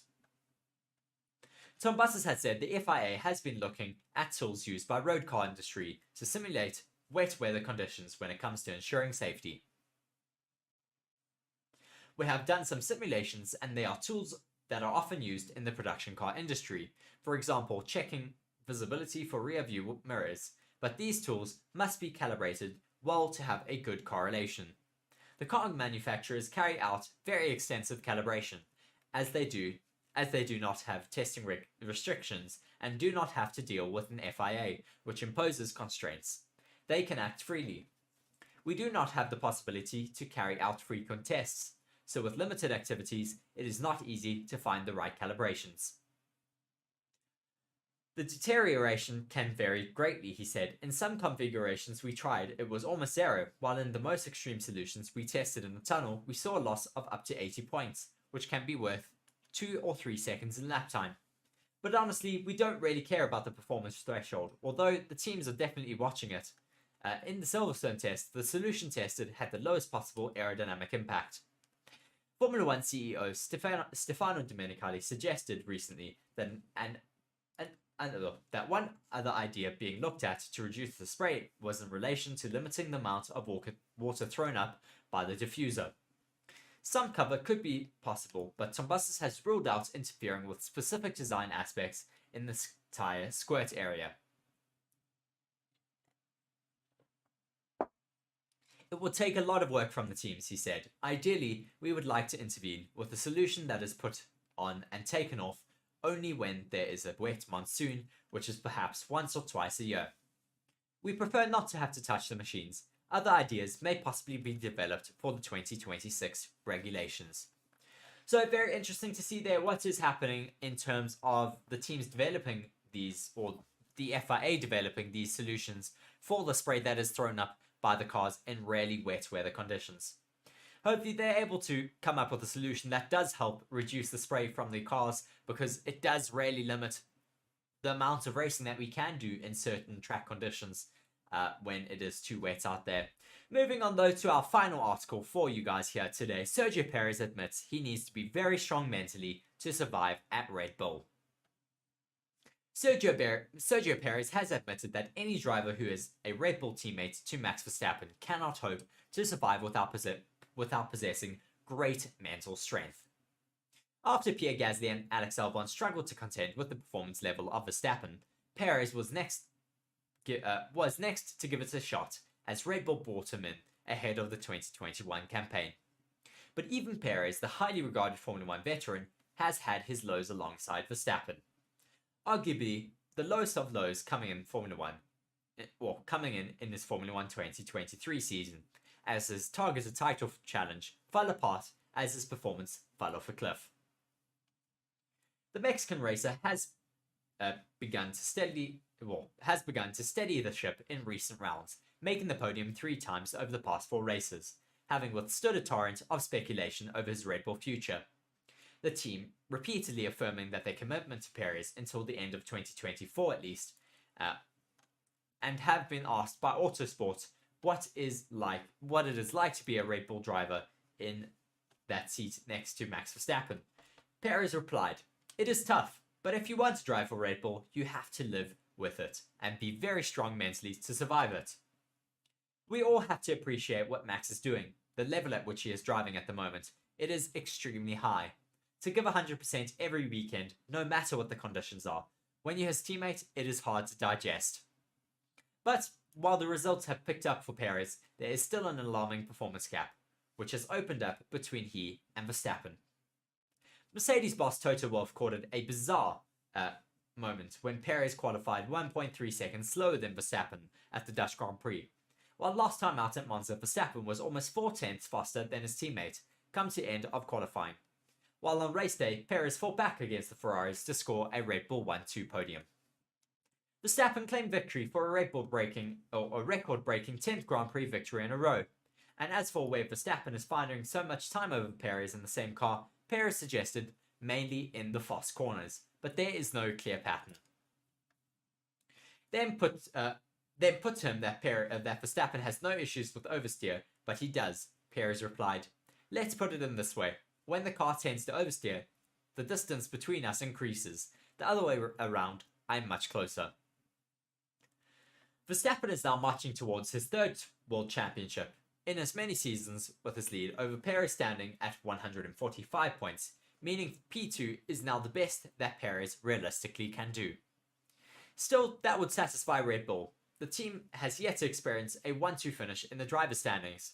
Perez has not thrown in the towel just yet against Verstappen though, confirming that with 8 rounds of the season still to go, he is targeting adding a couple more wins to his current tally of 2. To find the form I had at the start of the season and a few more races, said Perez, of his goal for the remainder of the season. To find the form I had at the start of the season and win a few more races, said Perez of his goal for the remainder of the season. Red Bull can potentially secure the 2023 Constructors Championship title already in Singapore if the results go their way. So, certainly very, very interesting to see the challenges that Sergio Perez currently has in that Red Bull seat alongside Max Verstappen. I can only imagine how difficult it must be to have to deal with a teammate like Max Verstappen, who is extremely consistent week in and week out. It's not easy for the likes of Sergio Perez coming in as that second driver in the team, but he has done really, really well nonetheless with the amount of pressure that is on him in that seat. That will be it though from me here today for Formula 1 news. Thank you very much for watching alongside with us. I see we do have Ashke Diman there saying FIA are trying to make the cars slower again. Yes, I have spoken about that at length. Do be sure to go and check my YouTube shorts. There's a lot of other YouTube clips that I've done speaking about the new FIA technical directive that is being brought in from this weekend onwards. Do be sure to go and check that out on our YouTube channel. If you're not subscribed to the channel as well, do be sure to go and hit that subscribe button. And yes, we hope to see you in the next video. Of course, we do have the Formula 1 Grand Prix, the Singapore Grand Prix, starting again next weekend, which is very exciting. Or not next weekend, tomorrow afternoon, which I'm very excited for. And I hope to see all of you alongside with us for that Grand Prix. Thank you very much, though, for watching this video with me. I have been Reese here for Forever Motorsports. Cheers.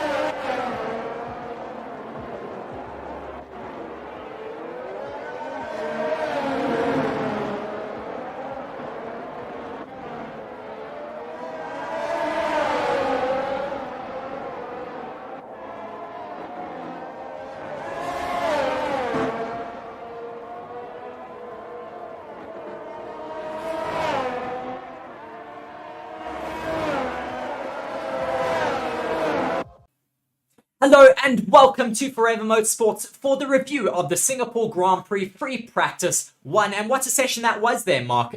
Yeah, very, very interesting to talk you through our top 10. Charles Leclerc tops the timing boards in free practice 1 in Singapore with Carlos Sainz in P2, Verstappen P3, Norris P4, Hamilton P5, George Russell in 6th, 7th is Perez, Alonso in 8th, Tsunoda in 9th, and Ocon finishing up the top 10 there. Yes, and then carrying on 11th is Stroll, 12th Gasly, 13th Albon, 14th Bottas, 15th Magnussen, 16th Lawson, 17th Hulkenberg, 18th Zhou, 19th Piastri, and 20th Logan Sargent. So that was the total drivers and all their positions for FP1. Of course, it is just a practice session, nothing to take too hard too much, but great to see that everybody's running very, very close to each other. A little bit of concern for Oscar Piastri's car there. Obviously, wasn't able to get as quick as he should have been compared to his teammate who's up in 4th. The Williams aren't as quick as I was hoping they'd be. The AlphaTauri also with their massive upgrade package don't seem to be that quick compared to what we might have been hoping from them. But good to see the Ferraris up in 1st and 2nd, and good to see the Mercedes also quite consistent in 5th and 6th. Yes, it is great to see those Mercedes getting a little bit more consistency here, as you say, in 5th and 6th. But I think the biggest takeaway is the fact that those Ferraris are looking quite competitive here today, which is good. Yeah, and it's exactly that. And I think we're going to hopefully see that continue throughout the weekend. Maybe Ferrari found a little bit of form in Singapore. Maybe this track suits their car a little bit more. But of course, don't ever count out Max Verstappen and Red Bull.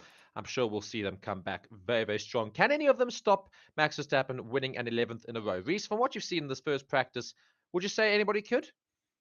Well, I think the Ferraris are looking quite competitive. I think they could possibly take it to the Red Bulls. I certainly hope so. We'll have to wait and see, though. Okay, so just looking at the rest of this list here, Hamilton in 5th, beating his teammate George Russell in 6th. I mean, are we surprised by this, or is this to be expected? Sorry, who was that, Mark?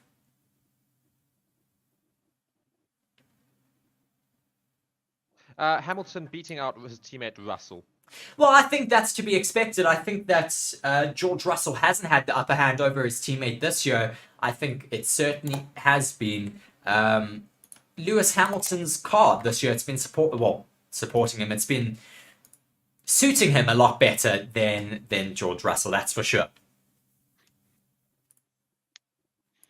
Yeah, and just looking at the rest of the grid, of course, the practice 1 session was a little bit interrupted by local resident Godzilla, who made his way out to the track a couple of times during the session, causing a few yellow flags. Carlos Sainz making note of the second time it made its way out to the track. A few years ago, Max Verstappen also made note of the water monitor, who made his way onto the track as well. So clearly, as Reese tried to say, maybe perhaps it's his son living on the legend here in Singapore. So great to have a little visitor there. We've had groundhogs in other places. We have cats in some tracks. And here in Singapore, we've got water monitors, aptly named. And we're naming him on Forever Motorsports, at least Godzilla. So hopefully Godzilla won't get hit by any cars in practice too.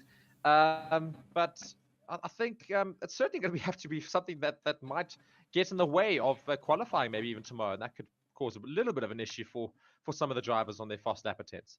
Yes, hopefully we don't get those interruptions again. It's still possible throughout the rest of this weekend, but let's hope that those Godzillas don't interrupt running yet again this Grand Prix weekend. Yeah, very interesting free practice 1 session. Do be sure to let us know who you're supporting for the rest of this weekend down in the comments section. Thank you very much, though, Mark, for joining me in the session. We will join you again a little bit later for the FP2 session. We're going to go live now with our build-up package. Thank you very much for joining us, though, here on Forever Motorsports. I've been Reese, joined with Mark. Cheers. The FIA will be bringing a new technical directive to the Singapore Grand Prix. The new technical directive is not entirely new. A similar technical directive was also in force in 2021 until the end of 2022. In 2023, though, the technical directive, which was more or less a solution to a temporary problem, was included in the set regulations. Since this year, the flexibility allowed is more precisely defined in the regulations.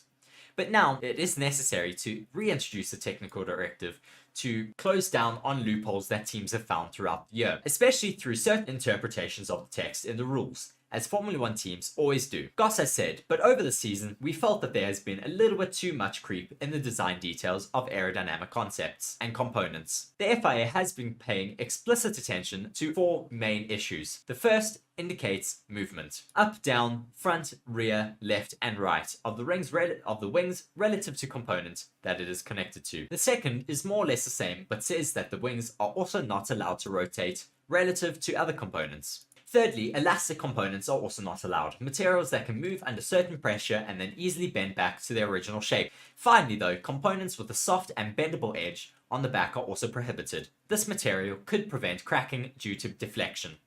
So a lot of loopholes closed now in the regulations by the FIA, just trying to crack down on any little loopholes that teams are able to find and where they're able to just eke out any little bit of performance. Maybe this is Red Bull, maybe this is some of the other teams. We don't necessarily know who this is aimed at, or maybe this is just general loopholes being changed by the FIA, things that they've maybe done research and found that they're just closing it down to make sure that there is fairer racing going forward into the future. And hopefully this does maybe cause a bit of an upset in the Singapore Grand Prix and we see other teams being a little bit closer to each other. Maybe Red Bull falls back a little bit due to these regulations coming in. We will have to wait and see. Let us know what you think in the comment section.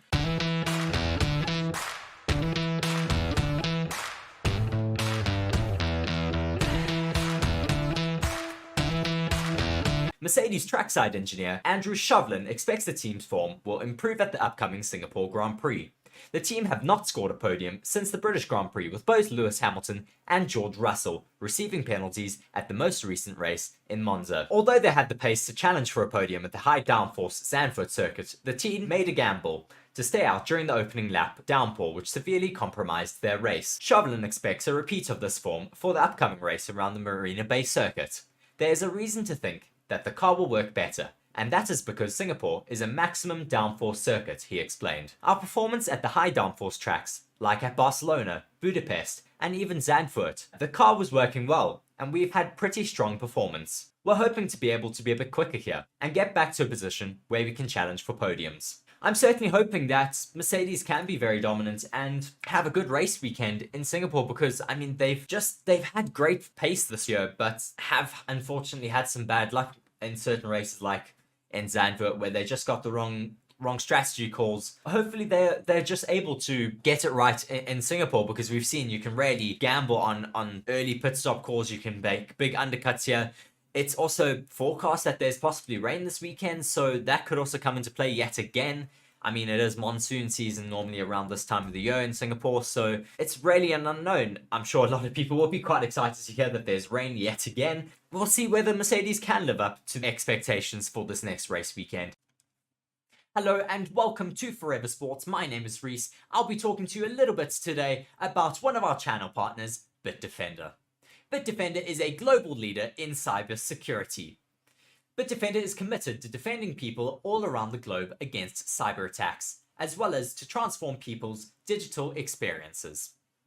In the next 6 months, Forever Sports will be covering major tournaments such as the Rugby Championship, the Premier League, the remainder of the Formula 1 season, as well as embarking on the biggest Rugby World Cup YouTube campaign ever. To ensure that these are all a success, it is imperative that the Forever Sports channels and platforms remain uncompromised. And with Bitdefender, we can be assured that our cybersecurity needs are being taken care of. To read more on Bitdefender, please be sure to check the links in the description of our video. Once again, thank you very much to our partner, Bitdefender, for joining the channel. I've been Reese here on Forever Sports. Thank you very much. Verstappen's win streak could be under threat in Singapore. Max Verstappen's bid for a record-extending 11th straight win faces a severe test in Sunday's perilous Singapore Grand Prix night race on the unpredictable Marina Bay circuit. The Red Bull driver's third world title in a row is only a matter of time, but the Dutchman has never triumphed under the lights in Singapore, where tropical storms, intense humidity, and concrete barriers all wait. Safety cars and red flags will almost certainly play a part too, with memories of an incredibly messy race in Singapore a year ago fresh in Verstappen's mind. Rain is again forecast for this race weekend ahead of us. Verstappen was only 8th on the grid in 2022 after being underfueled in Saturday qualifying, and a pre-race deluge saw him start poorly on the sodden track. dropping back 5 places. He clawed his way through the field with the help of several safety car and virtual safety car periods though, only to slither onto an escape road while trying to take 4th place, eventually rejoining, settling for 7th. Red Bull teammate Sergio Perez kept his cool out in front to win ahead of Charles Leclerc in the Ferrari and keep the champagne on ice for a bit longer. "It's better than 8th, but it's not what I'm here for," he said. "Not with a car like that. It was just incredibly messy," Verstappen ended. Verstappen leads Perez by 145 points this year in the current championship and could clinch the world title with 6 races to spare at next week's Japanese Grand Prix. Mercedes are second in the Constructors' Championship, a distant 310 points behind the Red Bulls, with team boss Toto Wolff believing that Red Bull are on course to win all 22 races this season. "I think they need to screw it up themselves," Wolff said after Verstappen's 10th win in a row at Monza a fortnight ago. "If they complete the clean sweep, Red Bull would eclipse the world record of Mercedes in 2016, when Nico Rosberg and Lewis Hamilton won 19 of 21 races." Red Bull team principal Christian Horner warned though that the unique Marina Bay Challenge could upset their perfect season. "It's a street circuit. It's one of the toughest on the calendar. We saw last year how perilous it can be," said Horner. "We'll just do our best to keep this momentum running. One day we're going to get beaten. It's just a question of when, and we've just got to make the win as far away as we can." Wolff believes though that Mercedes may have their best chance to upset the Red Bull run on a track where straight line speed is not so crucial, but grid position is everything because of the difficulty in overtaking. "Singapore is back to high downforce and coming towards our direction a little bit more," he said. "It will be important for us to maximize that opportunity when it comes." Well, we'll have to wait and see whether the likes of Mercedes can possibly get on that top step here in Singapore.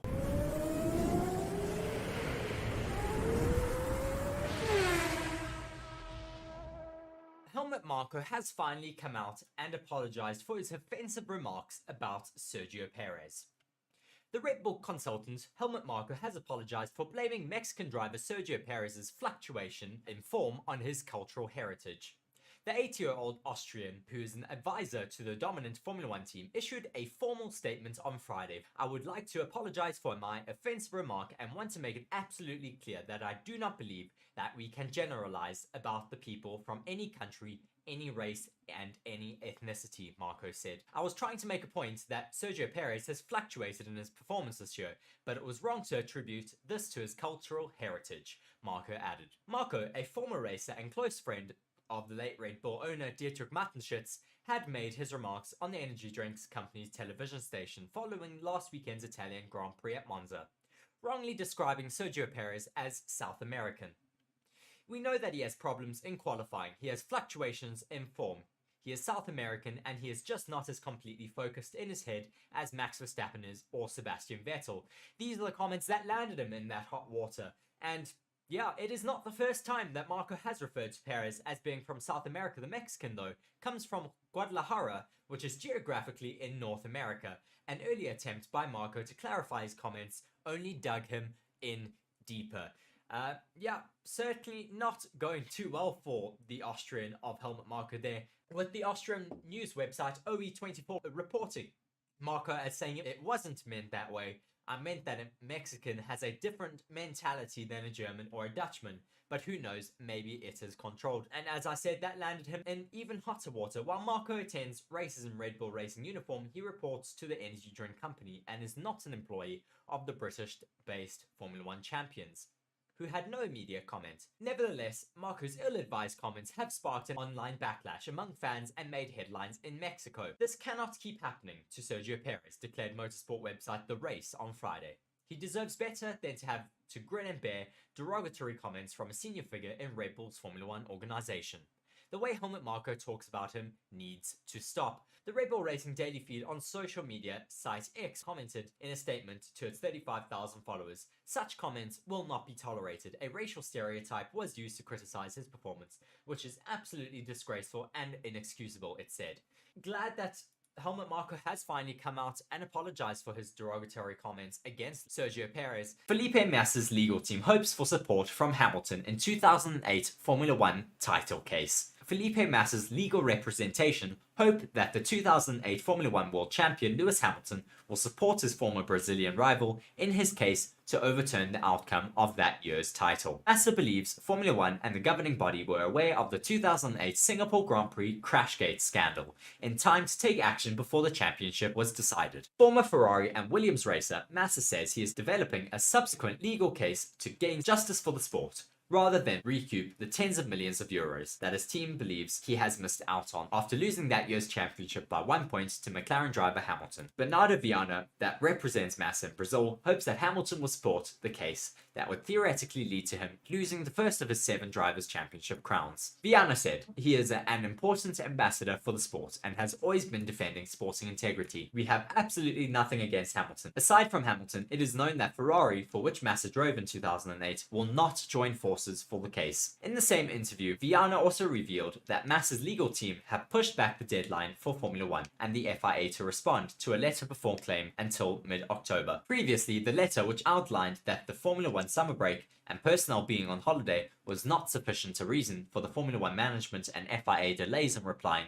stated a deadline to respond of last Friday, the 8th of September, ahead of potentially launching a formal challenge in the British High Court. Speaking to Motorsport.com last week, Viana said, "So we are waiting for their response. If their response is adequate, and if they approach us for any conversation, that is okay. If their response is not adequate, we're just going to move forward with the legal strategy that we have in place." Really interesting that they want to get Lewis Hamilton involved. I highly doubt that he will ever get involved in this case, because of course it means that he would lose his 2008 World Championship.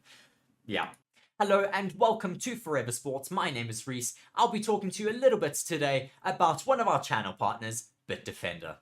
Bitdefender is a global leader in cyber security. Bitdefender is committed to defending people all around the globe against cyber attacks, as well as to transform people's digital experiences. In the next 6 months, Forever Sports will be covering major tournaments such as the Rugby Championship, the Premier League, the remainder of the Formula One season, as well as embarking on the biggest Rugby World Cup YouTube campaign ever. To ensure that these are all a success, it is imperative that the Forever Sports channels and platforms remain uncompromised. And with Bitdefender, we can be assured that our cybersecurity needs are being taken care of. To read more on Bitdefender, please be sure to check the links in the description of our video.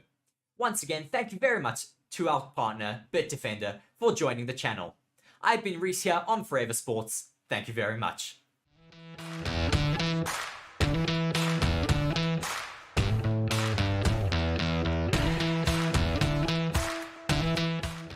Mercedes trackside engineer Andrew Shovlin expects the team's form will improve at the upcoming Singapore Grand Prix. The team have not scored a podium since the British Grand Prix, with both Lewis Hamilton and George Russell receiving penalties at the most recent race in Monza. Although they had the pace to challenge for a podium at the high downforce Zandvoort circuit, the team made a gamble to stay out during the opening lap downpour, which severely compromised their race. Shovlin expects a repeat of this form for the upcoming race around the Marina Bay circuit. There is a reason to think that the car will work better, and that is because Singapore is a maximum downforce circuit, he explained. Our performance at the high downforce tracks, like at Barcelona, Budapest, and even Zandvoort, the car was working well, and we've had pretty strong performance. We're hoping to be able to be a bit quicker here, and get back to a position where we can challenge for podiums. I'm certainly hoping that Mercedes can be very dominant and have a good race weekend in Singapore, because I mean they've had great pace this year, but have unfortunately had some bad luck in certain races, like in Zandvoort, where they just got the wrong strategy calls. Hopefully they're just able to get it right in Singapore, because we've seen you can really gamble on early pit stop calls. You can make big undercuts here. It's also forecast that there's possibly rain this weekend, so that could also come into play yet again. I mean, it is monsoon season normally around this time of the year in Singapore, so it's really an unknown. I'm sure a lot of people will be quite excited to hear that there's rain yet again. We'll see whether Mercedes can live up to expectations for this next race weekend. Hello and welcome to Forever Sports. My name is Reese. I'll be talking to you a little bit today about one of our channel partners, Bitdefender. Bitdefender is a global leader in cyber security. Bitdefender is committed to defending people all around the globe against cyber attacks, as well as to transform people's digital experiences. In the next 6 months, Forever Sports will be covering major tournaments such as the Rugby Championship, the Premier League, the remainder of the Formula 1 season, as well as embarking on the biggest Rugby World Cup YouTube campaign ever. To ensure that these are all a success, it is imperative that the Forever Sports channels and platforms remain uncompromised. And with Bitdefender, we can be assured that our cybersecurity needs are being taken care of. To read more on Bitdefender, please be sure to check the links in the description of our video. Once again, thank you very much to our partner, Bitdefender, for joining the channel. I've been Reese here on Forever Sports. Thank you very much. Hello and welcome to Forever Motorsports for the review of the Singapore Grand Prix Free Practice 2 session. And what a session that was, with a lot of standouts and a lot of surprises, that is for sure. The biggest surprise, of course, being the fact that Max Verstappen and Sergio Perez in those Red Bulls are not even in the top 5. So, to talk you through our top 10 first, Carlos Sainz took pole position with a 132.1. He was closely followed by his teammate Charles Leclerc with a 132.138. George Russell then came in third with Fernando Alonso P4, Hamilton P5, Lando Norris in 6th. 7th and 8th were the two Red Bull drivers of Perez and Verstappen. Surely not having a great day out there, maybe just struggling with grip on their car. We saw a lot of sliding from the rear end of that Red Bull. Certainly not looking like the Red Bull of old. Possibly just being upset by those new technical directives being brought into Singapore this race weekend. Then moving past those Red Bulls, we have Magnussen in P9, Bottas in P10. Then to go through our bottom 10 to make up the top 20. Hulkenberg then was P11. Liam Lawson having a great day out there in P12 ahead of his teammate. Esteban Ocon is in P13. Lance Stroll P14. Piastri P15, quite far off of his teammate who is all the way up in P6 in that system McLaren. Then 16th is Yuki Tsunoda. Obviously, as I said, quite far off of the rookie Liam Lawson. Could be putting quite a lot of pressure now on that rookie of Yuki Tsunoda, or not on the rookie, but on Yuki Tsunoda's shoulders, who is being outperformed by the rookie of Liam Lawson. Zhou Guanyu, the Alfa Romeo driver who has just announced a contract extension to the end of 2024 with Alfa Romeo, he is down in P17. Pierre Gasly then, P18, Logan Sargent, P19, and Alex Albon all the way at the bottom in P20 due to a power unit issue which hindered him from getting any running in for the entirety of that session. I think he may have gotten in 1 lap, but that is about it. Actually, no, it says here he got in 5 laps. With the driver finishing the most laps being Liam Lawson and Yuki Tsunoda having done 27 laps, also tied there with Charles Leclerc having also done 27 laps in that session. A lot of differing runs. There was, of course, qualifying runs which gave us our order here, as well as there was a lot of race simulation runs being put out on the drivers or on the timing boards here today. Lots of representative times being put in, of course, for qualifying tomorrow evening. The track temperature and conditions were very, very indicative for tomorrow evening in qualifying. And this could be a major upset to have those Ferraris all the way at the top of the timing boards, possibly for qualifying tomorrow afternoon. Let us know what you guys think in those comment sections down below, what you think of the upset from those Ferraris, and whether you think those Red Bulls are possibly being hindered by the new technical directives that have been brought in. It certainly looks like those Red Bulls are on the back foot. I mean, what is with them? We haven't seen the Red Bulls being this far down in a free practice session this entire season. I don't think we've seen them this far down for maybe 2 or 3 seasons. It's very weird to see them maybe on the back foot here this weekend. A lot of sliding from the rear end of those Red Bulls in Perez and Verstappen's cockpit. So both drivers really not happy with their cars this race weekend. A few outliers there. Russell P3, as we said, with Hamilton down in P5. I think those Mercedes could also be quite challenging for the rest of this race weekend. I certainly hope to see them challenging for pole positions, for race wins, or possibly some other podium positions. Fernando Alonso in that Aston Martin also looking quite rapid out there on track. His lap times are quite close to the likes of George Russell and Charles Leclerc's, all within 0.3 seconds. So we could get a very, very close qualifying session tomorrow afternoon. I'm certainly looking forward to it. I'm sure all of you are also looking forward to it. Do be sure to join us for free practice 3 tomorrow at 11:30, as well as qualifying at 3 p.m. at South African time. Looking forward to seeing all of you guys in the comment sections again and in our next stream. Do be sure to subscribe to the channel and let us know who you are supporting for all of these sessions and race weekends. I've been Reese here on Forever Motorsports. Just want to say a quick thank you to our channel partners Bitdefender and BoyleSports. Bitdefender being a global leader in cybersecurity, making sure that you guys are all safe from cyber attacks, as well as BoyleSports, which is our leading betting partner here on this channel. Do be sure to go and check out BoyleSports if you want to put your money where your mouth is. BoyleSports will match your first bet up to 1,000 Rand, so do be sure to go and check that down in the description of this video. Thank you very much for joining. I've been Reese here on Forever Motorsports. Cheers. Welcome to the Singapore Grand Prix, home of the Formula 1 night race. Formula 1 leaves Europe behind and starts its final sequence of flyaway races to see out the 2023 season. Starting here in Singapore with one of the most challenging circuits on the calendar. The circuit, set out around Singapore's Marina Bay, is 4.94 kilometers and is made up of 19 corners, which is a reduction of 23 turns from last year's layout due to construction taking place, meaning that the old turns 16, 17, 18 and 19 were taken out and replaced with a straight. This circuit is particularly grueling on the drivers due to the high humidity and ambient temperatures seen around the circuit.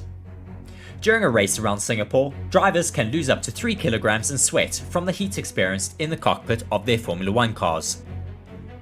Not only do drivers have the extreme heat to deal with, or the possibilities of monsoon rain, but the circuit around Singapore is set at night and became the first night race on the Formula 1 calendar in 2008. This makes racing around the Marina Bay even more difficult, as it is said that the circuit is similar to Monaco, with very close walls and little room for error. Watch now as you get taken around a lap of Singapore.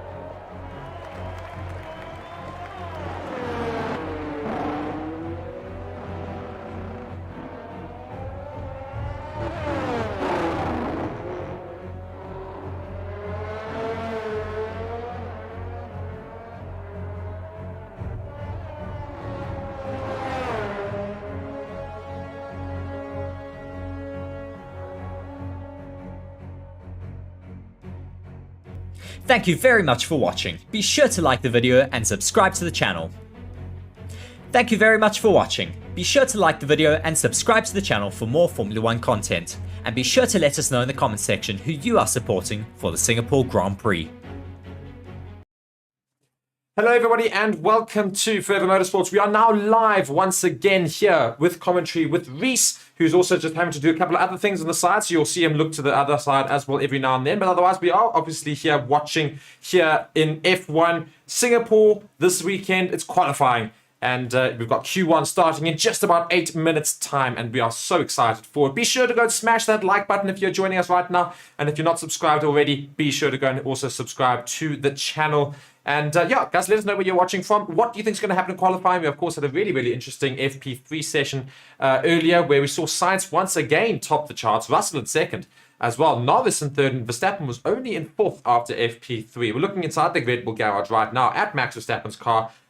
Nobody is inside the car, no tires are on the car, so lots of things still having to happen until we get going. Now looking at Carlos Sainz, of course, who is one of the favorites going into qualifying today. And of course, as we get the times, we'll bring them to you for Q1, Q2, and Q3. It'll be me and Reese joining you along, and in each session, we'll tell you how much longer there is as well. Reese, what do you think we're looking forward to here? I mean, I don't know if I should be going to you because you're just trying to listen into other people as well. I'm trying to listen to two people at the same time. I'm very busy today, but I'm going to carry on nonetheless. We're watching Valtteri Bottas get into his car. I'm really looking forward to seeing what those Alfa Romeo boys can do, as well as the AlphaTauri cars. I mean, they've brought big upgrades to this race weekend. Could they maybe challenge a little bit higher up the pecking order? Look, I think AlphaTauri maybe is one to keep an eye on a bit more than Alfa Romeo. I'm not so keen to see what Alfa Romeo is going to do because, quite frankly, I don't think they're going to be able to do much, unfortunately. So, nonetheless, I'll be watching AlphaTauri very, very much just to go and understand exactly what's happening that side there. And yeah, so again, guys, let us know in the comments, what do you think is going to happen? Give us your predictions. We've already got a poll going. Yeah, we'll see. Mike Lecky, they're just going to say, smash my like button now. It is no longer working well. Hopefully, it's permanently in the like category. So maybe it's been liked so much that you know, it'll just permanently stay on. We love the enthusiasm though. Absolutely love it, of course. Yeah, and we hope to see some more regulars in the field there. I know F123's got a little cheeky little game with us, I suppose we're going to call it.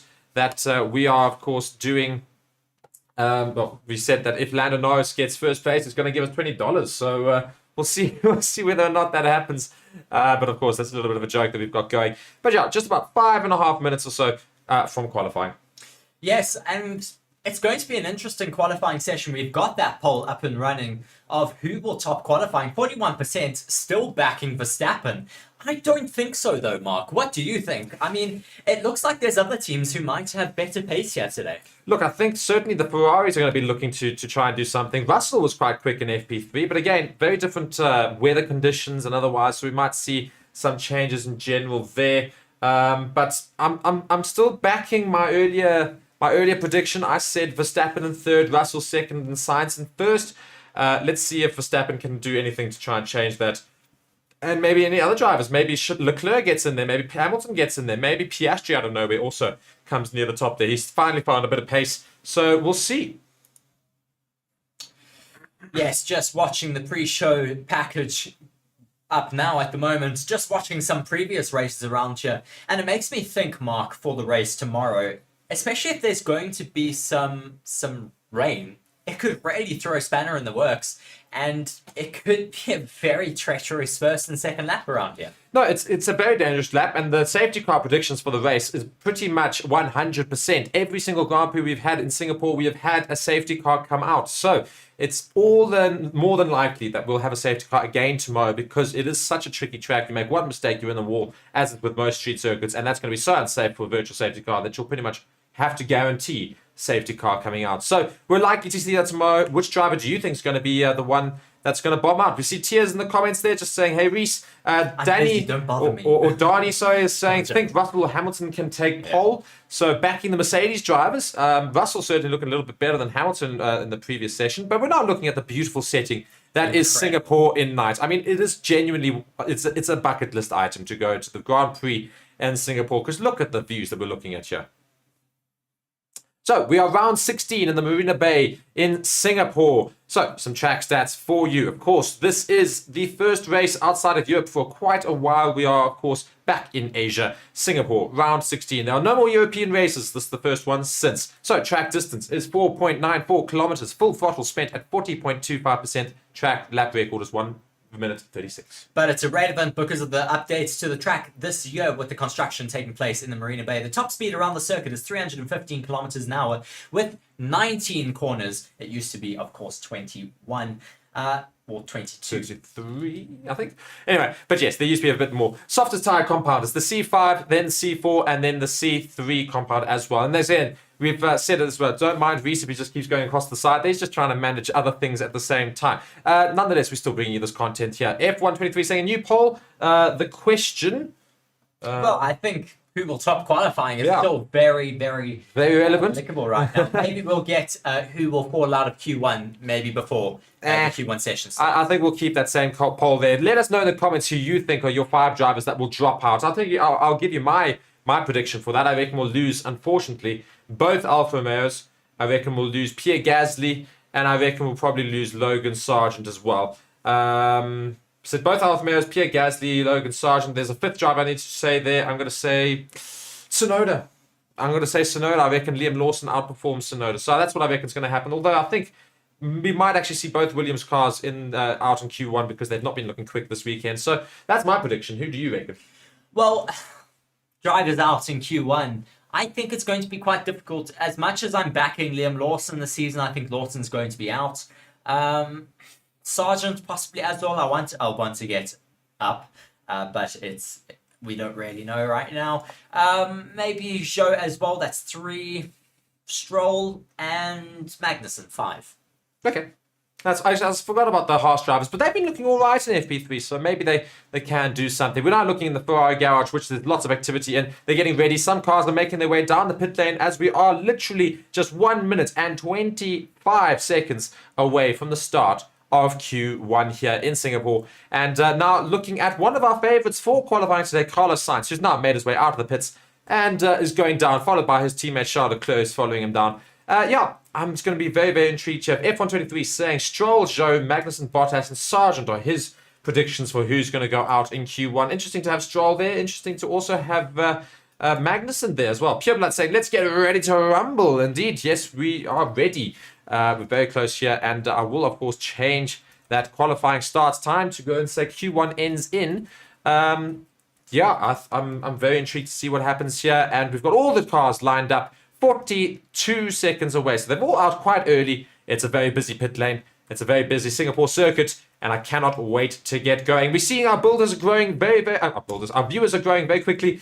We've got 134 of you. Let's get that up to 200 as quickly as possible. Be sure to smash that like button, as we saw Mike do so much that he thinks has broken it. And subscribe to the channel, guys, please. And again, comment where are you guys tuning in from. Love to always know. Yes, do be sure to let us know where you're watching from. I am focused on this one now. I should be done with that stream for a little bit. Just watching Max Verstappen currently right at the end of that pit lane, not wanting to mess around, not wanting to wait at all. Himself and Sergio Perez, as well as the 2 Ferrari cars, are not wasting time to get going in this Q1 session. All of them quite desperate to get those first laps done and dusted. Exactly. Not wanting to get caught up by traffic around here, which I did say is going to be an issue in Q1. Yeah, there's a lot of cars there ready to get going. And traffic is a big thing. I think we will see penalties today, and the green light is given. So let me go and change that script very, very quickly. But the green light is given, and Q1 is underway.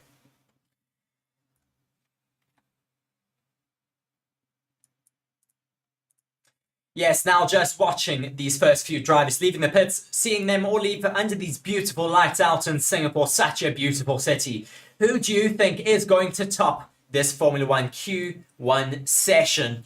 A bit of an upset through the Formula 1 practice sessions here this weekend. I mean, the Red Bulls have not had the pace that we expected them to have around here. They haven't been as dominant as they've been throughout other race weekends in the practice sessions. They do look like they've been on the back foot a little bit. And Max Verstappen is really building a big gap in the pits as all of those mechanics stand there and watch along as he now does trundle down that pit lane towards that green light where he can finally get out onto the track and unleash his bull.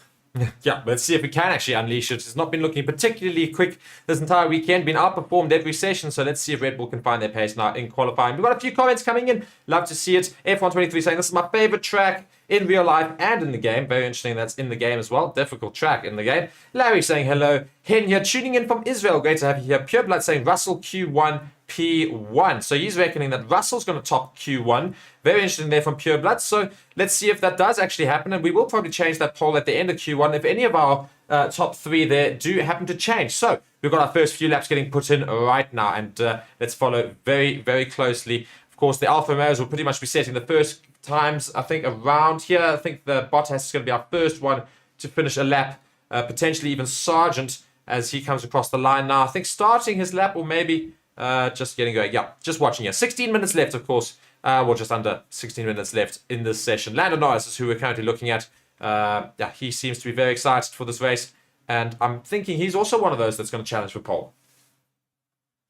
Yes, just watching Lando Norris making his way around in his stripped out McLaren there. They've really removed all of the paint and trying to make a different livery. I think they may have made their car even faster with the reduction of weight, of course, with that paint being removed. Yeah, so let's see how he can fare. We've got some more comments coming in. Zalish saying Sainz is going to finish Q1 in P1. F123 saying Carlos top Q1, Russell Q2, and Lando Norris pole. Well, wouldn't you love to see it? I think you would very much so. Biggest Lando Norris fan is F123. So, yeah, let's see now. Lando Norris starting his hot lap on a set of softs. Let's go. Yes, Lando Norris making his way through turn 1 and 2. Looking very neat and tidy through there as he makes his way through turn 3 now and 4. Looking super, super stable on the steering wheel. Not making many corrections, which is really what you want there. Very neat and tidy as he makes his way through turn 5. Very stable hands and very stable movements through the steering wheel. Little bit of porpoising as he makes his way down through towards turn 7, down that long back straight.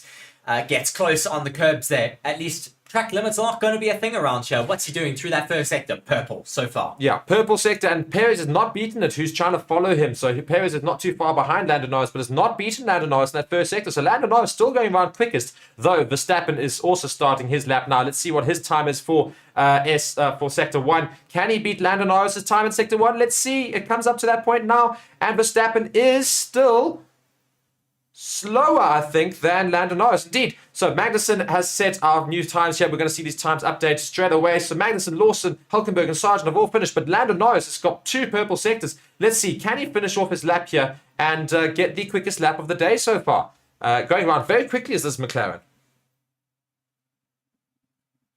So Lando Norris now approaching the final few corners of the track. He's doing very well. Very little corrections needed to be made. He's looking very planted. And this McLaren's looking very good, but Perez has stolen that purple sector in sector 2 away from Norris. As Norris crosses the line now, a 132.5, and that puts him on top. Very good lap time from him so far, but we do expect this track to evolve quite a lot as Sergio Perez has stolen away the middle sector. Where does he finish now? He's crossed the line with a 132.5. Not fast enough for Sergio Perez. Now, just behind Norris, literally 0.007. Max Verstappen's only third, Mark. Yeah, and 0.3 seconds behind Norris, so quite a distance away. So interesting to see these Red Bulls still aren't quite matching those other constructors so far. Norris currently in first, so F123 is going to be absolutely ecstatic. And Sainz now crosses the line. He also goes slowly at 132.9. So that's slower than Max Verstappen, as Leclerc now also comes around the corner. Where does he put himself? He puts himself on top of the poles for Q1, a 132.523, just 0.033 seconds quicker than Lando Norris. And I see our viewers are building very, very quickly here, guys. Let's get up to 400 viewers as quickly as we can. Thank you so much for watching, guys. Be sure to tune in, like the video, and subscribe to the channel. Yeah, keep letting us know that where you're watching from and your thoughts right now on Q1 so far. Both Red Bulls, 3rd and 4th, Lando Norris and Charles Leclerc, have gone quicker than both of them. Yes, very interesting to see that Max Verstappen is behind his teammate. We haven't said that once this year so far, but he's looking very, very dominant at the moment. Leclerc, though, with that fastest time overall, a 132.523, a very dominant time as George Russell now starts his next flying lap. Yeah, I think this is going to be an interesting one to watch. Of course, George Russell, another one of those that did quite well in FP3 and was putting in quick times. His teammate Hamilton is following him very closely. So now, both Mercedes going to put some times in here. We have yet to see Alonso start a lap yet. He's on his out lap, so let's see what he can do as well. And all eyes will be on him too. Not a raccoon say, yeah, Charles. Indeed, Charles Leclerc there doing very well to get currently first with just 11 minutes and 30 seconds left. Russell's got a new purple sector, sector 1, quite a bit up on Leclerc's time. So these Mercedes clearly looking good. Though. They've made a very good call in time in terms of when to come out on track. They've decided to come out on track when it's evolved quite a bit from everyone else's first runs, and they're benefiting off of that extra rubber down there. And you can see those lap times being put in by George Russell and Hamilton right now are really showing for it. And interestingly enough, Hamilton is not beating his teammates still. So just like it was in FP3, Russell's going quicker than Hamilton. Now let's see Russell's time for the middle sector here as he approaches that middle sector marker. Does he get a purple sector or does it only go green? I think he's still up on Leclerc's time, but it's only a personal best, not a purple sector. But It's still going around very well. Very, very close at the moment between all of these drivers fighting for that P1 spot. Leclerc to Norris is 0.03, Leclerc to Perez is 0.04, and all the way down to Max is 0.3. So very close between the top 4 right now. Indeed, and Russell comes around the final couple of corners here. Where does it put himself? He should go on to pole, and in fact, he does. A 132.478. Brilliant drive there from Russell. His teammate, Hamilton, only moves, however, into 5th. So just ahead of Verstappen, but still behind the rest of them. So Russell performing a bit better than his teammate there. But look at the gap between 1st and 5th there. Only 0.17 seconds. So it just shows you how close these constructors are. As we're almost up to 400 viewers, guys, let's keep it going. Thank you so much for tuning in. Again, like the video, subscribe. Lance Stroll, we're watching a replay here of him. Does he get caught up maybe by some traffic? Yes, he does. My word. This is a Williams. Oh, no, he doesn't. He just has a massive snap of oversteer caused by the backwash of the Williams. I think Lance Stroll thinks he was impeded. I think there was enough space really still. I don't know. He's saying he parked there. Of course, the Aston Martin engineers are never going to go and say that he was wrong. Lance Stroll's comments were wrong. But I do feel the Williams was slightly in the way there as we're under 10 minutes to go here in Q1. Let's look right now. Alonso's still not set a time. Neither is Ocon and Tsunoda, Gasly and Albon. So quite a few drivers yet to set times, though a couple of them all on outlaps. Alonso's still not set a time. I think they've got a little bit of problems there with that Aston Martin. I certainly hope not, because they've had some great pace this weekend. We don't want to hear that they've got issues.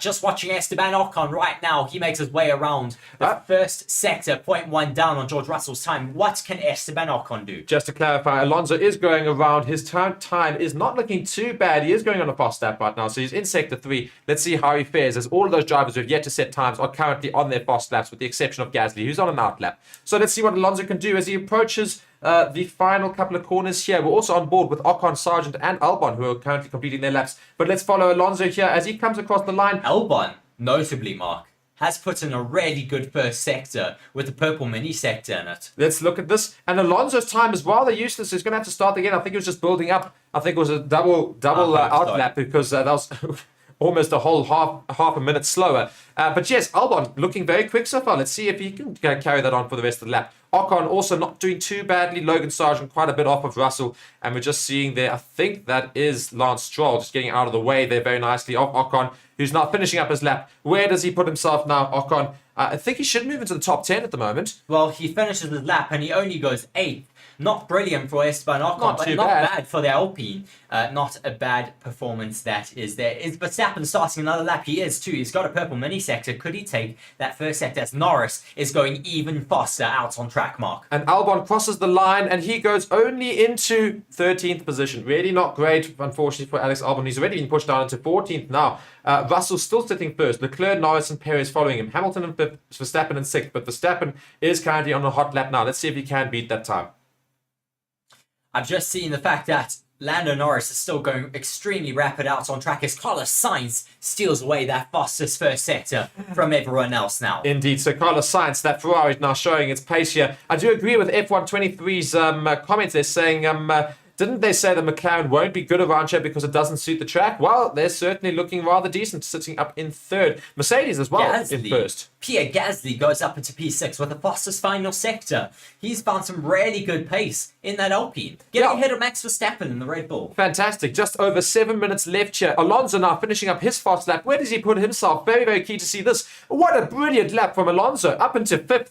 Fantastic there. 132.584. So he should be safe-ish. Verstappen goes even faster out on track with a 132.398 now. He is really now hopefully showing his hand. Is this the true pace of those Red Bulls? Well, Right. Charles Leclerc and Carlos Sainz are going even faster. I was about to say, I think let's follow Sainz and Leclerc because Verstappen's time, for all that is now first, is only 0.08 seconds quicker than Russell. So not that much, not too convincing as we have seen from Red Bull this entire season. Leclerc's down in the middle sector though, Mark. He's got a yellow middle sector. Carlos Sainz is a personal best but not a purple in the middle. What can he do now? As he comes around the final corner, he goes even faster. Then Max Verstappen with a 1:32.339. I love watching Ferrari when they're actually performing half decently because it's just beautiful to see that red car go around. As Leclerc now crosses the line, he moves himself into third, just behind Max Verstappen, literally just behind 0.007 seconds, or 8 seconds rather, behind Max Verstappen. My word, so close. Sorry, I forgot I had a coffee there.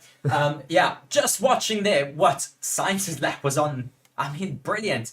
Charles Leclerc was doing a really good first sector, but then what happened? Yeah, I think he just had a little bit of a blips in the middle sector, but he made it up in the third sector just to get him right there and thereabouts. So, I mean, literally 0.008 seconds behind Verstappen. His teammate, Carlos Sainz, though, 0.059 seconds ahead of Verstappen. So, the Ferraris and Verstappen should be safe into the next qualifying session, so they shouldn't need to get back out there. But watching a replay here of, is that Ocon just touching the wall very... No, he actually didn't. He thought he did, but we're looking at this powered by AWS, super close to the wall. 1 centimeter away from the wall was Ocon. That could have been disastrous, but literally 1 centimeter. That's talk about taking the right apex, I say. Really just missing the wall there. So good driving for Ocon. He managed to stay clear of the wall. He thought he hit it, but in fact he did not. Almost up to 450 viewers, guys. Keep it going. Please like and subscribe to the channel. I see somebody said you deserve so many more subscribers. Well, thank you so much for that. Stewards have noted Turn 8 incident involving cars 2, Sargent, and 18 of Stroll will be investigated after the session for impeding. I don't think anything will come of that because I don't think it was all that much of an impeding. Stroll, though, currently does sit in that elimination zone in 16th, so maybe it does sort of have an effect on his lap. He needs to get back out there with just 4 minutes and 30 seconds left of the session. We're currently on board with Charles Leclerc, who's currently sitting in third. He's making his way back to the pits, I'm sure. And almost everybody is back in the pits. The only one not is Charles Leclerc, who's made his way back into the pits now. So everybody's in the pits. They're going to get ready for one final run here in Q1. Yes, everybody will go and put some new tyres on. We're seeing Logan Sargent with those new tyres on getting ready to leave his pit box already with 4 minutes and 20 seconds left to go. You'd expect, though, that the top riders, Max Verstappen and Carlos Sainz, should be quite comfortable to stay in the pits, but they'll probably go out on another run anyways. Yeah, probably, because we don't know how much the track is going to evolve. So we see Ferrari very quickly getting Charles Leclerc ready, getting those tyres off, and let's see how much... I mean, the gap to the knockout is under a second, so... Hopefully they're safe, but I wouldn't be so certain. I think they will probably go out just in case, and they'll do a lap. They might abort it if they can see that they'll be safe. So, yeah, currently sitting in that elimination zone, both Williams, both Alfa Romeos, and the Aston Martin of Lance Stroll. So, yeah, really not looking fantastic for those Williams and the Alfa Romeos. I did say before the stream I wasn't really looking forward to Alfa Romeo because I don't think they're going to do well, and right now they're doing exactly that. Pretty average. Yes, not having great pace at all, unfortunately, but that's it. I mean, their car hasn't had great pace all season, and we're seeing that here again. Yeah, I do quite enjoy F123's comment against Stroll. So dog shh. Put Dragovic in that car. I think, yeah, just put anyone else in that car. I think everybody would be pretty much backing it. Not to say Lance Stroll's not a good driver, but I do think somebody else could get a lot more pace out of that car. Someone else could benefit from that seat, and I'd certainly like to see Sebastian Felipe Vettel. Dragovic in the sports store. No, we want Sebastian Vettel. Let's get him back in. No, I'm just joking about that. But yes, currently on board with Bottas. He's about to start a hot lap now. He's just on his out lap, as is all of the other drivers in that elimination zone. Yeah, pretty much everybody making their way back out of the pits again. Will we see Sainz leave the pits, though, Reese? Will we see who in the pits? Sainz. Will we leave the pits? No, he's on an out lap. Yes, he has. He's just left now, so I suppose we won't. Which means Leclerc will surely follow suit. Indeed, he does. And look what's happening in our poll, Mark. More people are getting confidence in Carlos Sainz. Those scales are slowly shifting towards the weight of Carlos Sainz. 40% now saying Sainz will top qualifying, with Verstappen sitting at 73. I enjoy that latest comment. Put Schumacher in that Aston Martin seat. Wouldn't that be fun? Jungi's here saying, Max, please, P1 or P2.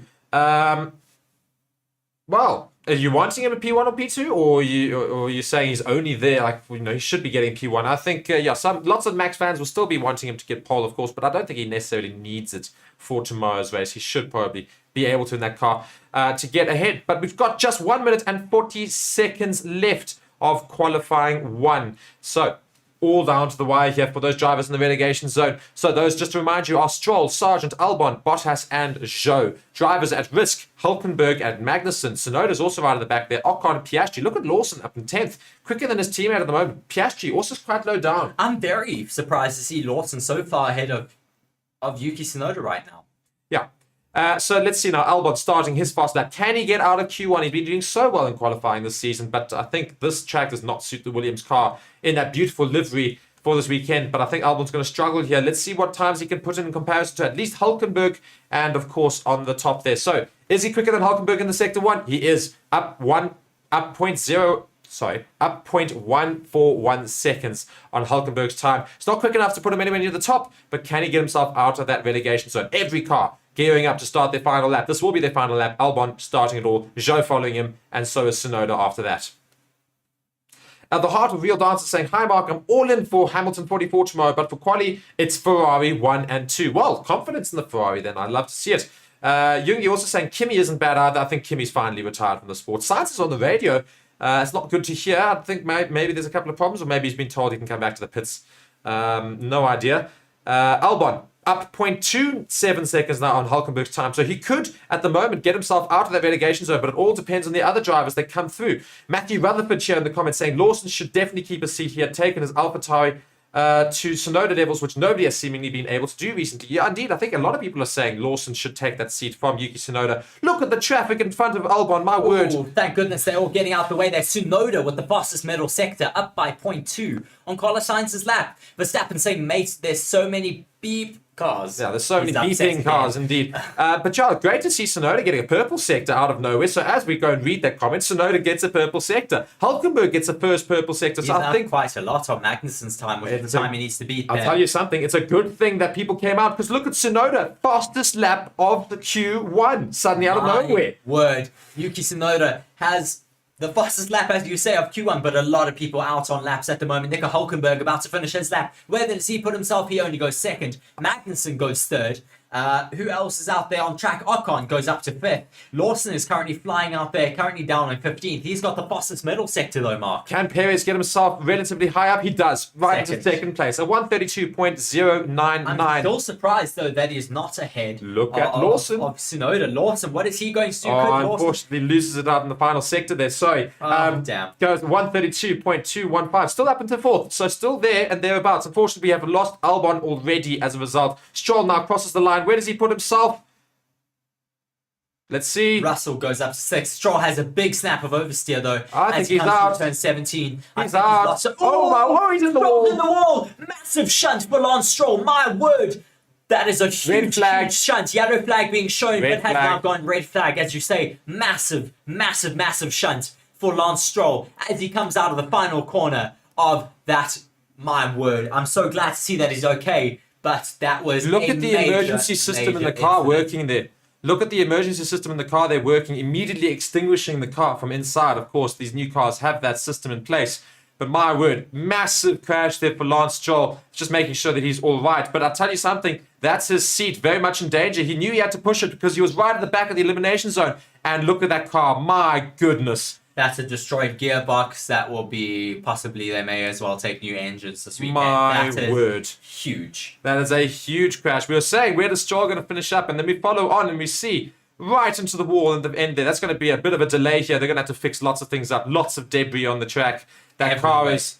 Oh my word. And all the Aston Martin engineers as well. They're also looking at this going, my word. They've got a long night ahead of them and they all look devastated in that garage. Yeah, I think right now all thoughts are going to Stroll right now. Hopefully he's okay. That was a huge crash. He's still in the car right now, though he is moving, luckily to see. Nobody's made their way there. Lots of oil spilled out. That's from the radiators. Yeah, they need to get him out of that car very quickly because it is a little bit of a hazard right now. That car is really absolutely... It's radiator fluid. It's not fuel. They have a impenetrable bag. It's a Kevlar bag that they have, but you can see how loose he was as he came through here. Turn 17, massive snap of oversteer. Came through turn 18, the entry. Then turn 19 is where he came over the curb a bit too much, locked it, oversteered, tried to recorrect it, and then steered himself into the barriers. That destroyed that front left tire because he overcorrected, slammed into the barriers with his left left tire. It's huge for him. The G-force he must have felt. Massive. Unbelievable. Massive G-force As Pure Blood says, it's a write-off. Complete, utter write-off. And the biggest issue is other people have also... He almost hits... Is that Piastri or Norris that crossed the line? I think it's Piastri, and unfortunately, the biggest problem is... I'm not saying the biggest problem, of course, it's Stroll right now. Let's hope for his health. But he's unfortunately resulted in other drivers being eliminated. Notably, Oscar Piastri is out in Q1 as a result. We do see now Lance Stroll get himself out of the car, so good to see that. See that, yes, for sure. But that is a very, very costly crash for Lance Stroll. Glad to see him getting out of that car, though. He is now being escorted away into another Aston Martin. Into the medical car, yes. Good branding. Yeah. So Aston Martin recovering the Aston Martin driver from his Aston Martin. It was all very Aston Martin-esque, this. Unfortunate there to see Lance Stroll completely obliterate his car, essentially. So, just to confirm that Q1 is now over as a result of that red flag. They will not obviously resume it. We'll go into Q2. But it'll be a little bit of a delayed start to Q2.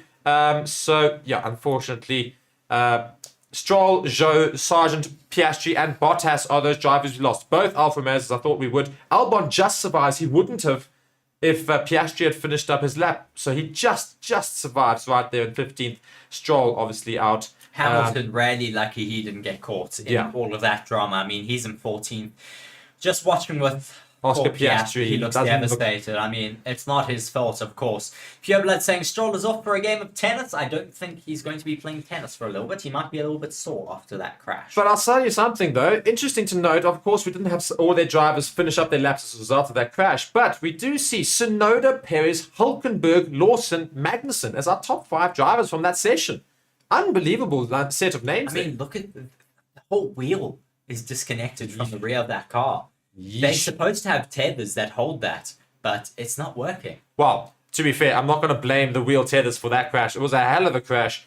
And I'll tell you something, go and look on Twitter right now. Somebody will have uploaded it by now, I'm sure. But as a hell of a crash, the G-force that must have been felt in that crash must have been next level. So, unfortunately, those drivers are out, those bottom 5. Just to go through them again, Bottas, Piastri, Sargent, Zhou, and Stroll are out of the session. And Q2 will be coming up in just a bit. So we don't actually have a confirmed time as to when Q2 is going to start.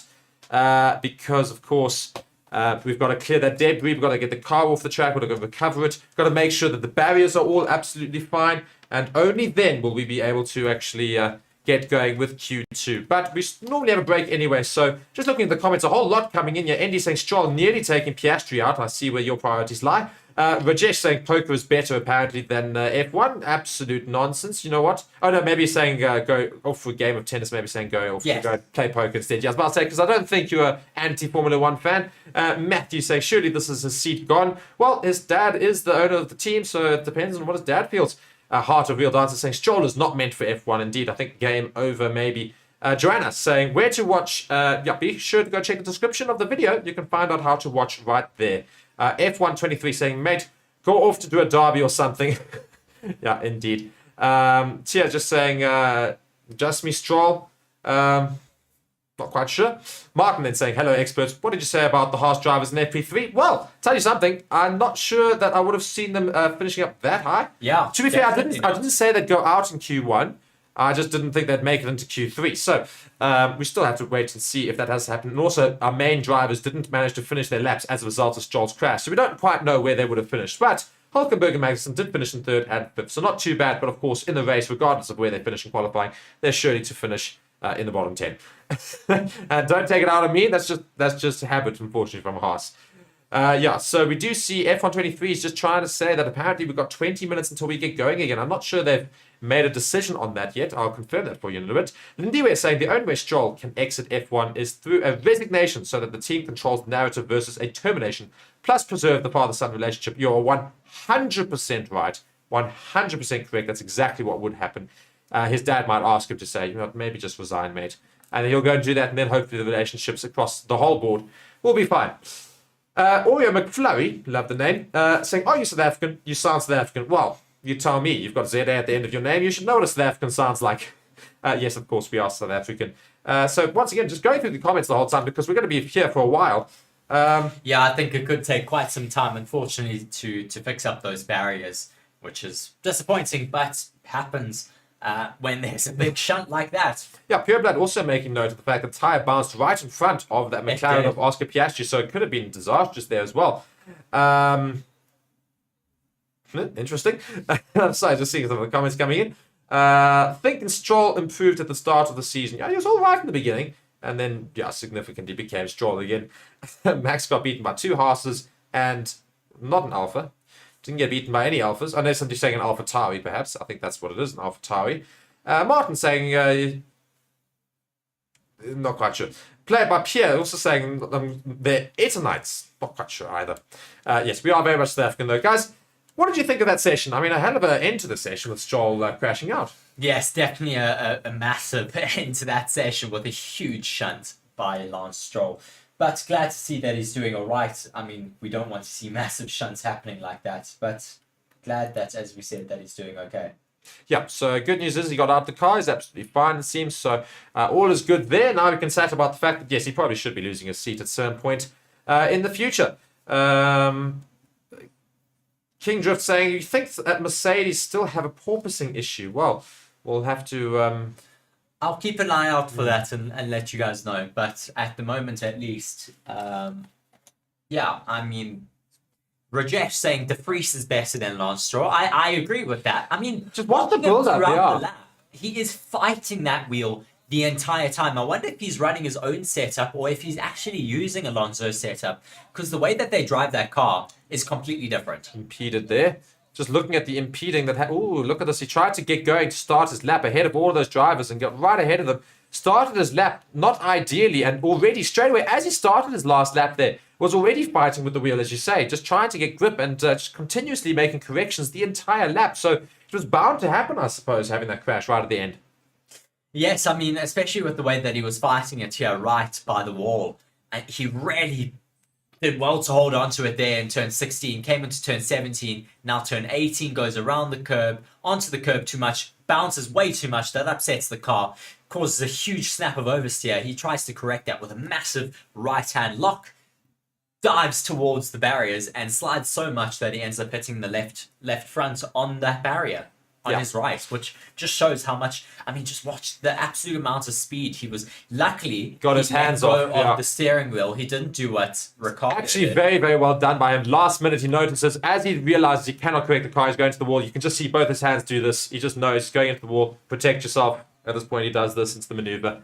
So, well done in terms of keeping himself safe, but unfortunately his car is completely ruined. Now watching a point of view from Oscar Piastri, who's right behind, you can just see how close this tyre gets to hitting him. He follows in, and Lance Stroll goes into that wall, and, and you just see, my He word. really does well to look away from all of the I don't know how he misses all of that. debris. He's very quick on the reaction time there for himself, but glad that he didn't damage his own car at least.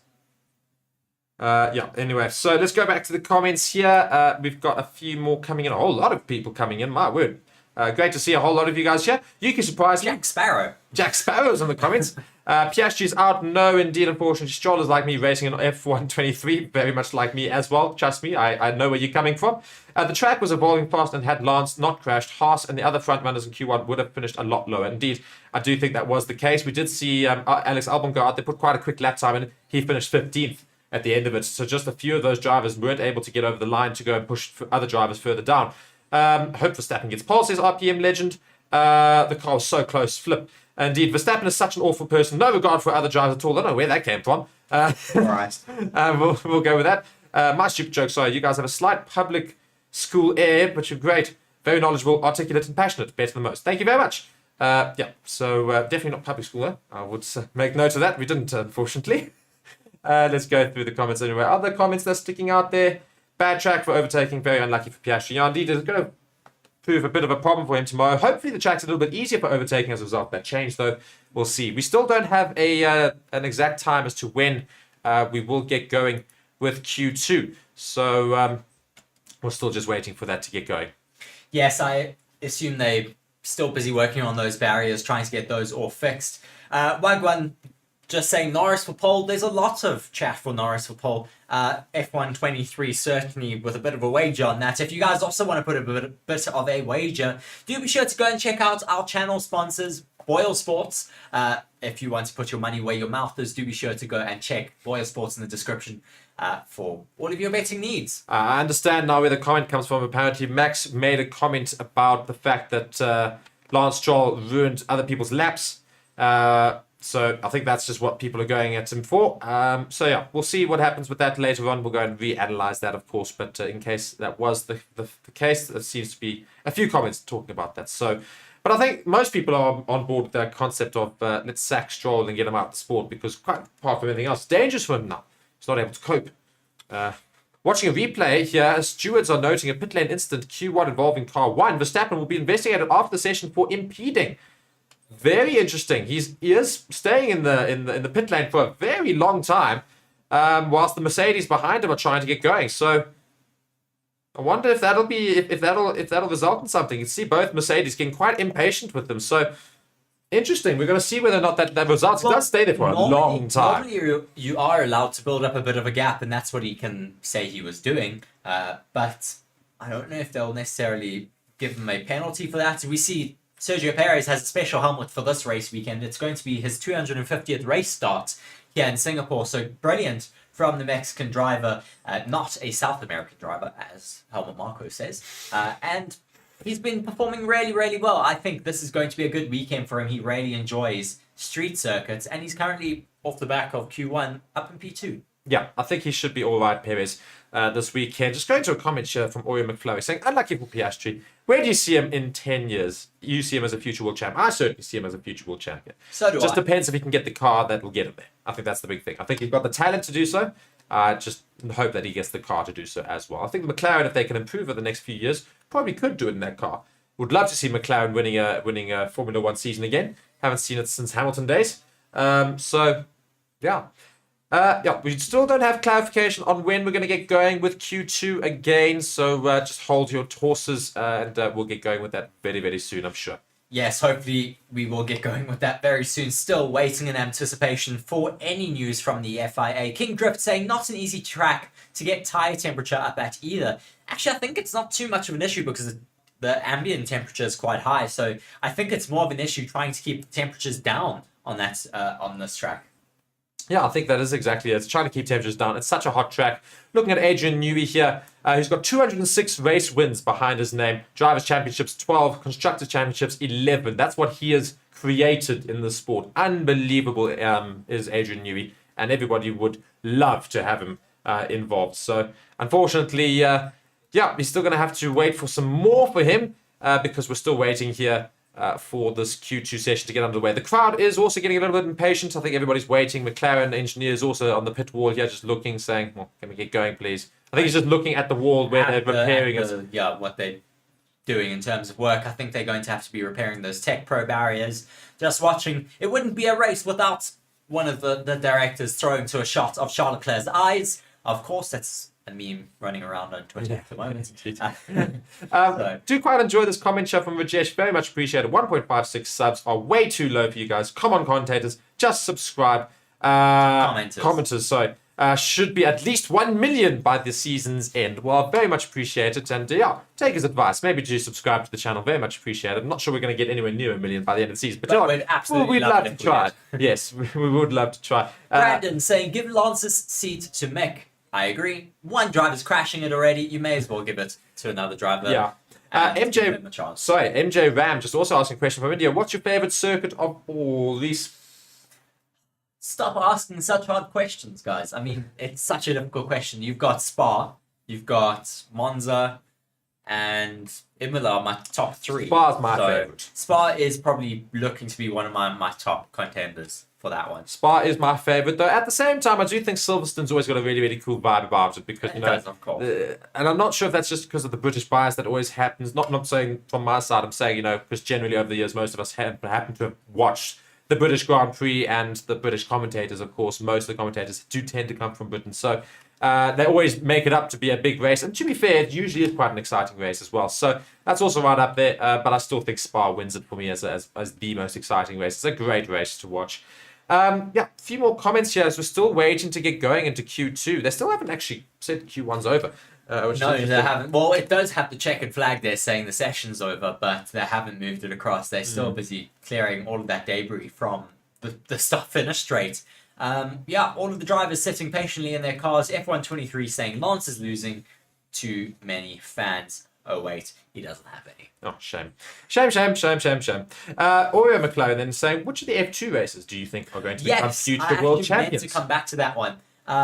Teo Porcher, I completely agree with you. Teo Porcher is a great talent for the future, as well as I think Oliver Behrman is a very good contender for the future. He's a very young star, of course, and I can't remember if he's in Formula 2 or Formula 3 at the moment. I think it is Formula 2, but he's a Ferrari driver, academy driver, could move up to the senior team in the future, and he's done really, really well in the junior formulas, so he's certainly one to watch for the future. Yeah, still waiting for confirmation as to when Q2 will start. I'm sure we'll get that very, very soon. All the drivers in the car still ready to go. Oscar Piastri currently being interviewed now, just shaking his head. He's saying he can't do anything. He's going to get out of it. Unfortunately, wasn't able to. So, yeah, just another reason why you do want to be those cars that goes out first, because this sort of thing happens, and you get unfortunately delved into a bad situation there. So that's what happened there. We saw the fact that unfortunately Oscar Piastri wasn't able to get out of Q1 as a result of that crash from Lance Stroll. Just pouring Mark some water before he dies, huh? Yeah, please. Thank you. So, still waiting for this track to be declared open again. We see Pierre Gasly's taking his helmet off. It gets so hot in those cars, they don't want to have to keep those helmets on at all. Yeah, what do you think about the on-track action that we've seen so far? The times are being really, really close. So maybe we'll see some even closer times in Q2 and Q3. I think it's only going to get closer.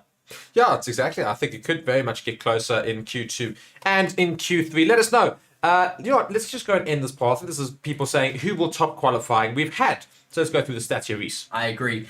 Carlos Sainz got 38% of that pole there. Overtaking Max Verstappen, could overtake Max Verstappen this afternoon as well. Verstappen getting 36% there, other getting 20% there. Let us know in the comment section who you're voting for. Ayasha Mari saying Checo takes pole today, as well as Yannick asking when Quali 2 is starting. We're still waiting for that Quali 2 start time to be released to us because of the issues with the barriers at the moment, because of the crash from Lance Stroll at the end of Q1. Indeed. So now we've got a new poll going up. Who will top Q2? So the Q2 session. Who will win Q2 session? We've got Verstappen, Sainz, Norris, and other. Of course, other you can use to represent any other driver on the grid. That could include Norris, could include Hamilton, And the that's other in the and comment Perez. section, of course, as well. Yes, as well. Go let us know in the comment section as well, as Reese says, about who do you reckon is going to top Q2. And looking at more comments here, I was struggling as The well. same one that I said earlier. Ayashimamari, I'm going to say that. Checo polls today. Well, that'd be quite a brave call. So, just looking at the damage as ATKZJ comments there in the chat, front wing damage, front left damage, rear wing damage, and possible damage to the engine and gearbox. I Just don't think that severe car damage. is going to be happy at all. No, definitely not. Rajesh just saying Red Bull car plus Stroll and Verstappen plus Haas, who is going to win? So, saying Red Bull car with Stroll in it and Verstappen and a Haas. Verstappen and a Haas. No, I'll tell you what, yeah, Verstappen in the house wins it every single time because Stroll would probably, it's too much power for him, he'll go into a wall. So he won't finish. So I think that's my my prediction there. Yes, we'll have to leave that to the I don't even know who to leave that to. But yes, still waiting for confirmation from the FIA of this Q2 start. Yeah, they're taking their sweet time at the moment to let us know what's happening. I'm sure all of these drivers are going to get quite frustrated just looking at a bit of a moment between Max Verstappen. Does he get caught out a little bit by some traffic here, Mark? Yeah, I think he does. And just watching here, I think this is just before starting his hot lap. This is when he was complaining about all the traffic that he had to put up with. Oreo McFlurry asking, are Logan Sargent's performances bad enough for him not to have a seat next year? Well, I think people are going to really judge what's happening with him on the next the next few races in the season before they make a decision on that. Just watching Max Verstappen, though, he has 1, 2, 3, 4, 5, 6, 7, 8 cars that he had to put up with here. Well, at the same time, he stopped to get out the way. cars. Oh, my word, look at that. He only just gets out the way of Alex Albon. I think that's him finishing up his lap. Well, so 10 cars came past him before he even got to start a lap. Yeah, but he did allow them all to start. Yes. So I'm not gonna say that other people were impeding him. He was going slowly the whole time. He was just trying to wait for a big gap, but he was never getting it. And everybody else was not going to be as patient as Max. Decided to get going. And look at that, almost getting impeded again. Just having to get out of the way. Just basically a sitting duck at this point in time. Then starts his lap, and yeah. I did say though, and I've been saying, traffic is a big issue around Singapore. It's a really difficult track to get some space on, some clear air. It's pretty much never guaranteed you're going to get a clean lap, and you're always going to be a little bit impeded by someone. It's just trying to get the cleanest of laps, and Yuki Tsunoda was the only one who managed to get a clean lap in at the end of Quali 1. Verstappen on the radio, he complained there, just saying, mate, there's so many cars. Yeah, so we did hear that earlier, and then we're just watching that replay, of course, when Stroll went into the wall. Now, guys, we are up to more than 700 viewers. Thank you so much for joining us. Please like the video right now. Hit that like button if you guys haven't already. And again, subscribe to the channel as well. And Reese does live videos throughout the entire week and does lots of breaking news and otherwise information for F1. So be sure to subscribe and you can see all that information. Go join his live streams. Go and ask him comments and questions and let him know of news in case he misses some of it as well. It's always great to have some discussions in those videos. And otherwise, yeah, we're getting ready for Q2, which is still not being given a start time. But yeah, you guys can go vote in that poll as well. Let us know some questions in the comments as well. See a whole lot of comments coming in. Great to see it there as well. And yeah, please be sure to subscribe, guys. We have moved from a much bigger channel to a completely dedicated Formula One channel. We've lost a lot of our subscribers as a result of that, of course, going to a new channel. So please, we're trying to build up to that point again. We're normally quite used to having about 2,000 to 3,000 people watching in one stream. Currently, we've struggled to get to 1,000 recently, so let's try and get back up to those sort of numbers again. It would be great. A good question by Pierre asking, can one see a relationship between the stricter control of front wing flexibility and the and the slight Red Bull underperformance here? I certainly think it is, because they have introduced that new technical directive this race to better control the use of flexi-wings and flexi elements underneath the car, as well as on the front wings and rear wings of the cars. I think Red Bull may have been using that trickery a little bit under the floor of their car. Just watching Sergio Perez still sitting with his helmet on in his car, dry ice blowing into his face. It must still be very, very warm. I'll tell you something that's very interesting. So just looking at the 2 laps between Perez and Hülkenberg, who finished up their laps right at the end there. Look at the time difference between the two of them. 0.001 seconds between the two of them. A Red Bull and a Haas. Absolutely incredible between those two. And I mean, we're seeing those Haas engineers standing literally right by the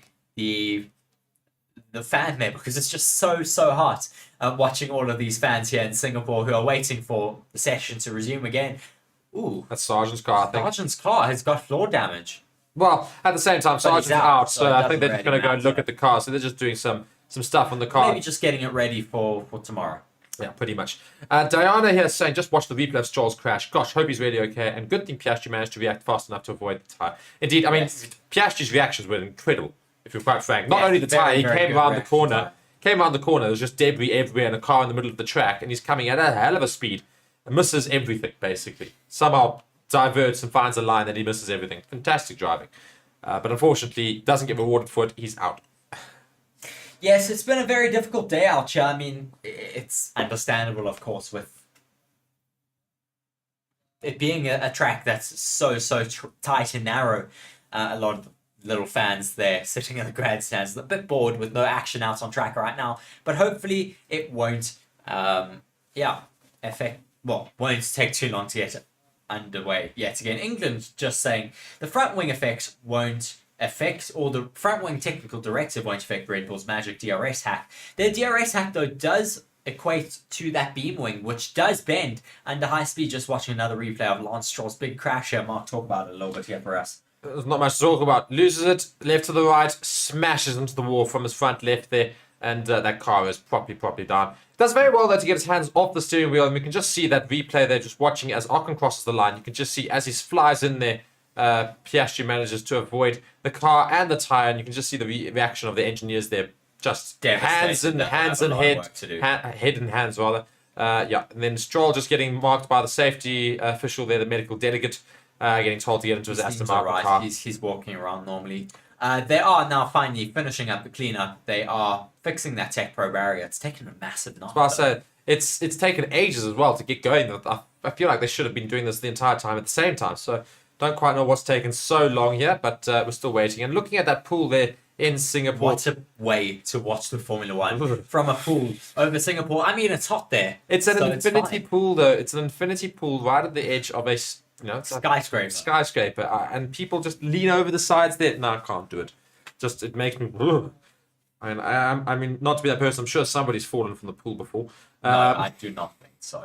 Anyway, looking now at the comments again, Freud Sigmund saying Stroll doesn't belong in F1 anyway. He has shown that so many times. Well, that's unfortunate. We're basically saying, actually,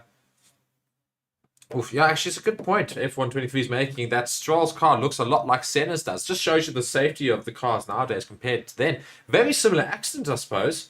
It's a very similar high-speed accident, nowhere near as high speed as Senna's. True. But yes. But it's very similar sort of way in. Just lost the car into the corner, straight into the wall. Good-oof.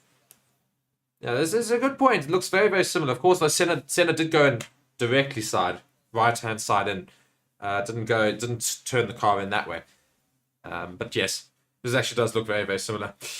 So guys, keep it going here. We're just trying to get confirmation on when we'll get going again with Q2. We're taking years to get going. I mean, it's been, I think, half an hour. It's been a very, very long time. It's been more than half an hour. A very long time to fix everything up. They are now taking all the fans off the cars, so maybe things are just ramping up again. I think we are ramping up to get going again with Q2, which is fantastic to see, obviously. So I cannot wait to get going with that, so we can stop rambling on and actually start commentating on some stuff that's happening in the race. Yes, it's really taking its sweet time to get going here as we're watching Fernando Alonso getting belted back into his car. What do we think he could do here this weekend, Mark? Alonso? Yeah. Well, he didn't look too bad in that first session. Of course, he wasn't able to finish his lap time because of his teammate. I think he makes it to Q3. I don't know how high up in Q3 he gets. Probably 6th or 7th, and he'll probably finish 6th or 7th in the race as well. I don't think Aston Martin are going to have as much pace. I want to be proven wrong. I'm hoping to see Alonso further up, but I think the Ferraris, the Mercedes are going to be very, very quick this weekend, and I think obviously the Red Bulls will be there and thereabouts. So I think those are the 3 teams to watch. CC asking if Stroll is okay because it sounded like it was a big crash. Yes, he is all right. Thankfully, he's all right, but it was, as you say, quite a big shunt that he did have into the barriers at the end of Q1, or that caused the end of Q1 rather. Yeah, still waiting for everyone to get going. As race control finally released, Q2 will start at 21:53. So in 4 minutes' time. Just doing my maths now because Q2 is always 12 minutes long.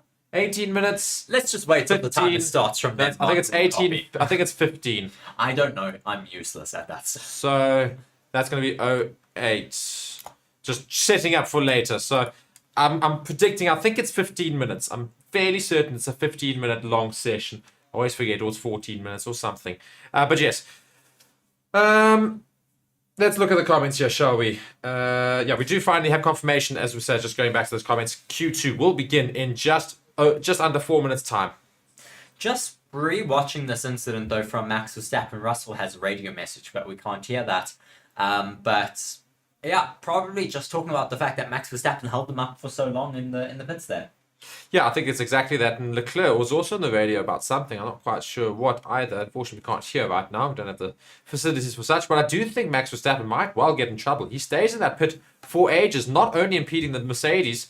Oh, and he literally got asked by his engineer, everything okay? Max just looks at it's just a lot of... Well, maybe if there was an issue, they could prove to the FIA, hey, sorry, there was an issue on the power unit or on the battery side, so we just told them to hold until we wanted to sort that out, until it was safe enough to go onto track. Well, that's going to be the excuse they try and use in case of an impending impeach. Yes, they are, of course, allowed to question that and come back to the FIA.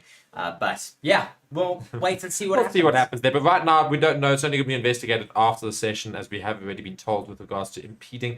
So just 3 minutes left until we get going with Q2. Finally. I mean, we have been waiting ages for it. Cannot wait to get going and do some more commentary. Let's see who's going to drop out in Q2 and who's going to top it in Q3. Yeah, just watching what's happening here. As we watch over the Red Bulls, they're getting ready to remove those tyre blankets. TCT asking, is there a delay to Q2? Yes, there is. It's getting going in 2 minutes' time, so not long left until the second qualifying session does finally get underway. After having waited for the tech pro barriers to be repaired because of Lance Stroll's shunt into those barriers at high speed. Thankfully, he is okay. He walked out of that car, got out of the car, walked to the medical car. As Hura asks, quick question, what is my favourite era of Formula 1? I think the V10 era was certainly one of the best. Yeah, the V10 era and the V12 era was also awesome. V8s were also absolutely insane, especially with those blown diffusers. Basically anything but V6. Yeah. The turbo hybrid, or the hybrid, turbo hybrid era has been boring, unfortunately. Yeah. In terms of the motor noise, we really missed that. I mean, I know they're still loud, but nowhere near. They didn't have the motion that the old cars used to have. Yeah, it's that exactly. So just waiting on this time to start. We're going to get going in just a minute's time. Cannot wait. Literally cannot wait. I think we're going to see cars move from the pit lane now, and we'll get going with Q2. Cannot wait for that to get going. I keep saying it because I really can't. It's taken a while. Now we do get those Red Bulls finally leaving their pit garages to wait at the end of the pit lane. Yeah, and I think they've gone up very, very early because they do not want to risk another thing like that. We cannot afford to have another red flag, I think, in this session because, it's going to really prove some problems. Ferrari waiting to get going as well in their pit boxes. Their tyre blankets are on currently, waiting to take them off. They take them off, and there goes. I think that's Carlos Sainz and Charles Leclerc following him out as well. Or the other way around. One of the two. And I think we have now got the session underway. I want to say we've got it underway. Hoping we've got it underway. Not quite just yet. We'll get the green flag in just a little bit. Just have a question coming in here. What makes the season boring? Verstappen winning again and again and again. Stroll crashing and crashing again. Ferrari strategy for failing again and again and again. I do agree. But actually, funny enough, the season's been quite exciting if you look outside of the top, that first position. It's actually been very exciting. It's lots of changes and lots of different drivers everywhere in that top there. So it is 15 minutes. I was correct. Look at me. So let's start that. And let's unhide that. So, Q2 will end in 14 minutes and 25 seconds. We are finally getting going. The Red Bulls leading us out here. Max Verstappen currently out on track, though he makes his way through turn 3. Just watching himself and the Hasses as they go around on the outlaps right now. Cool. And Reese, of course, is just trying to manage another stream at the same time here. So I'm just going to comment for a little bit so that we can wait for that all to be fine. So just watching the Haas here follow that Red Bull very, very closely. Perez, Verstappen, and the two Haases are, of course, leading us all out. Followed by Lando Norris, the only remaining McLaren. Then those two Ferraris. And then Fernando Alonso, the last remaining, of course, obviously, of the Aston Martins. What can he do? I'm very interested to see. Let us know in the comments as well. What do you think Alonso will be able to do as well? So just under 14 minutes, of course, left for this session. I'm hoping that we're going to see the big names in the top 10. Not that I don't want to see the small names, but I just want to see a really competitive Q3 and a really competitive Grand Prix tomorrow because most of the smaller teams, they get lost a little bit at the front there. Although, having said that, maybe that provides a little bit of interest in terms of some overtakes because we know the track's difficult to overtake. And hopefully the change in the chicane near the end of the track allows for more overtaking we saw last year. Last year was one of the lowest overtaking tracks. Hopefully this year it's a little bit more. We saw 71 overtakes last year. Let's hopefully get up to more than 100 at least this year. That'd be great. So yeah, who are you guys backing for this one here? And we've got the Q2 poll also up. And it currently has Sainz still winning 36% of the votes, 31% going to Verstappen, 9% to Russell, and other getting 25%. That would be Hamilton, Norris, and perhaps, there's somebody who seems to be a very big Haas fan in the comments there. So let's see what that was. Hugo is saying here, I'm a big fan of the Cosworth V8 era, where every team was V8 powered and the innovation was crazy in the 70s to the 90s. Indeed, it's exactly that. We saw wings come in the 70s and 90s. Starts his hot lap. Sorry to interrupt. No, go for it. Yes, Max Verstappen does start his hot lap. I was just making note, but yeah, very much so. Lots of innovation in those years there. But we're seeing lots of innovation nowadays as well, to be fair. Just, you don't see it as obviously, but it's a lot of really, really cool little things that people are doing. Verstappen now starting his fast lap. Let's see how quickly he can go around on these soft tyres. Going around relatively quickly here. Of course, he's going to put in purple and green sectors here. Although I think Magnussen has already set better purple sectors in Sector 1 than Verstappen. So the Haas not looking slow at all. Verstappen sets, of course, the first fastest sector. Although I think it's already been taken away from Magnussen. Very interesting. Why is Magnussen so fast out there on track? Max Verstappen, though, putting through some purple mini sectors. Let's see what he's able to do throughout the remainder of his lap. But Hülkenberg is going even faster. What the hell? No, it's Magnussen. In fact, Magnussen's going at a hell of a speed. Verstappen can't keep up with Magnussen's speed. Magnussen currently has that purple sector, though it's just been stolen away from him, as I say that, by Norris and then by Sainz. Look at this, everybody getting purple sectors here. So it's so close here. Max Verstappen temporarily has the purple sector in Sector 2. Let's see if Magnussen can take that away from him. He can. Magnussen's going around quicker than Verstappen. Verstappen so far is the slowest car out on track. I mean, it does help when you're behind and getting the more gripped up track. So that's why it does make that big difference. Max Verstappen might have to go out and do another lap. Yeah, I think it's exactly that. All of those purple sectors as Max Verstappen now crosses the line. A 132.3. It's not slow, don't get me wrong. But clearly not quick enough. I think we're going to see all these cars come across the line. As now Magnussen comes across the line. A 132.17. A whole 0.137 seconds quicker than the Red Bull of Max Verstappen. And Perez comes across the line slower than Max Verstappen. Literally 0.003 seconds behind his teammate. So the Haas's currently lead Q2 with just 11 minutes left. Just watching Lando Norris with his special helmet going around this track at the moment.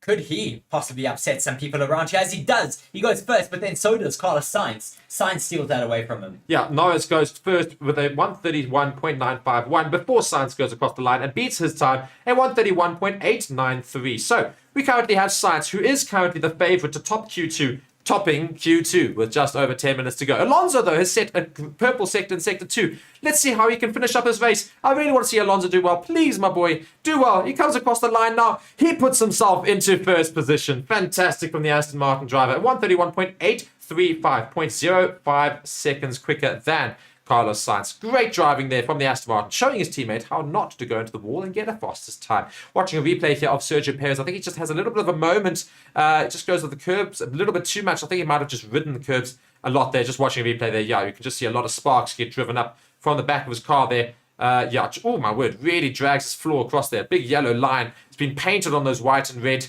bollards there behind the car. Is that Perez? That is Perez. That is not going to be ideal for him, unfortunately, but he should be good. Indeed, I love to see the comments. They're also agreeing with me. I love how everyone's such a big Aston Martin Alonso fan. Alonso going into first position. Everyone's going to say, come on, Alonso W. Yes, Alonso. Love to see it. All the comments going forward. Great to see that such a competitive qualifying session that we've had here today in Singapore. As Gasly crosses the line only into 7th position. Not too bad, I suppose. Tsunoda, though, I had to think, bought his lap. He's about to start another one, perhaps. It's a very, very slow lap. Does he dive back into the pits? I think he is going to dive into the pits. Yeah, he is. So, lots of drivers going to make their way back into the pits. Verstappen only in 8th, Perez in 9th. So, those Red Bulls really need to get back out there and do half decently. Yes, watching now Tsunoda into the pits, as you say, he's getting called to the weighbridge, though. So, this is going to cost him some crucial time, as you say. He shakes his head. George Russell making his way around the corner. Does he start another lap? Yes, he does. Watching George Russell now starting his first flying lap of the race. Yeah, of the qualifying 2 sessions. So 3 drivers yet to put times in. Tsunoda, of course, went out, did badly on his fast lap, so he's come back into the pits and he's been stopped for weighing. But the 2 Mercedes have yet to put in times in. So let's see what Russell and Hamilton can do. Russell, will he get a purple sector ahead of Alonso? He's not putting in any... he has put in some purple mini sectors, so I think this might be our new fastest time. Russell has set the first sector is purple for Russell. So a 126.966. So that's 0.129 seconds up on Alonso's time right now. Everybody's in the pits with the exception of those Mercedes pretty much. So his teammate Hamilton's following. Does Hamilton beat Russell's time? No, he's a little bit behind. So close to the wall, though. Hamilton absolutely matching Alonso's time in that first sector, though, Mark. Yes, exactly. On Alonso's time. Russell doing very well so far. He's really doing well this weekend. He seems to be finding a lot of pace in this Mercedes. Seems to be no corrections whatsoever. This car is just bending to his will as he pleases. So he comes into sector 2, doesn't get a purple sector for sector 2. He's up on Hulkenberg's time, not necessarily on Alonso's though. He seems to have lost time, having said that, in sector 2. Let's see the rest of his race though. I think he might well get right near the top. Yes, let's watch the rest of his lap as Bichelle says that Alonso has the big potential of winning the race tomorrow. If he certainly starts from pole position, that will give him a brilliant place to start. Hamilton is up though and Hulkenberg in the middle sector. Here comes Where Russell. will Russell finish though? As he comes across the line, he goes up into P1 with a 131.7. I think that's the first. Are we in the 131s? Yeah, already, yeah. I noticed that now. Yeah, no, in the I'll be so 131s, which is what we predicted yesterday. Oh, big snap of understeer for Lewis Hamilton, making his way through turn 17, through turn 18 and 19 now. As he finishes up his lap, where does he put himself? Only up in 5th because of those little corrections that he had to make throughout the lap. Very, very interesting. When does the Red Bull car get out onto track? Because Verstappen and Perez is in the elimination zone.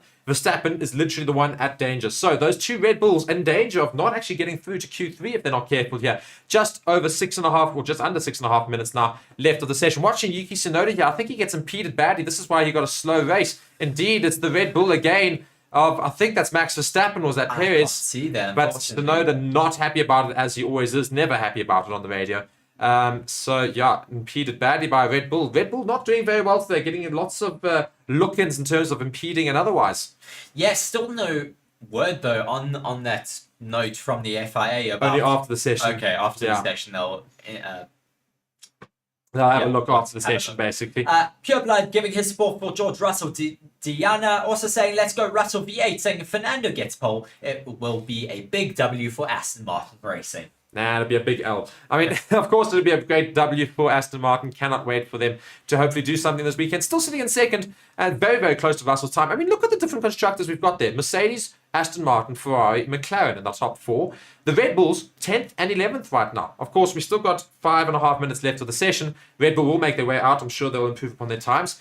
But can they improve upon them enough to beat the rest of the grid? Well, it's going to be very interesting to see if the Red Bulls are able to extract some more time, because right now they not really on pace with the ones at the top there, which I'm very, very surprised about at the moment. Just watching the Red Bull mechanics looking at the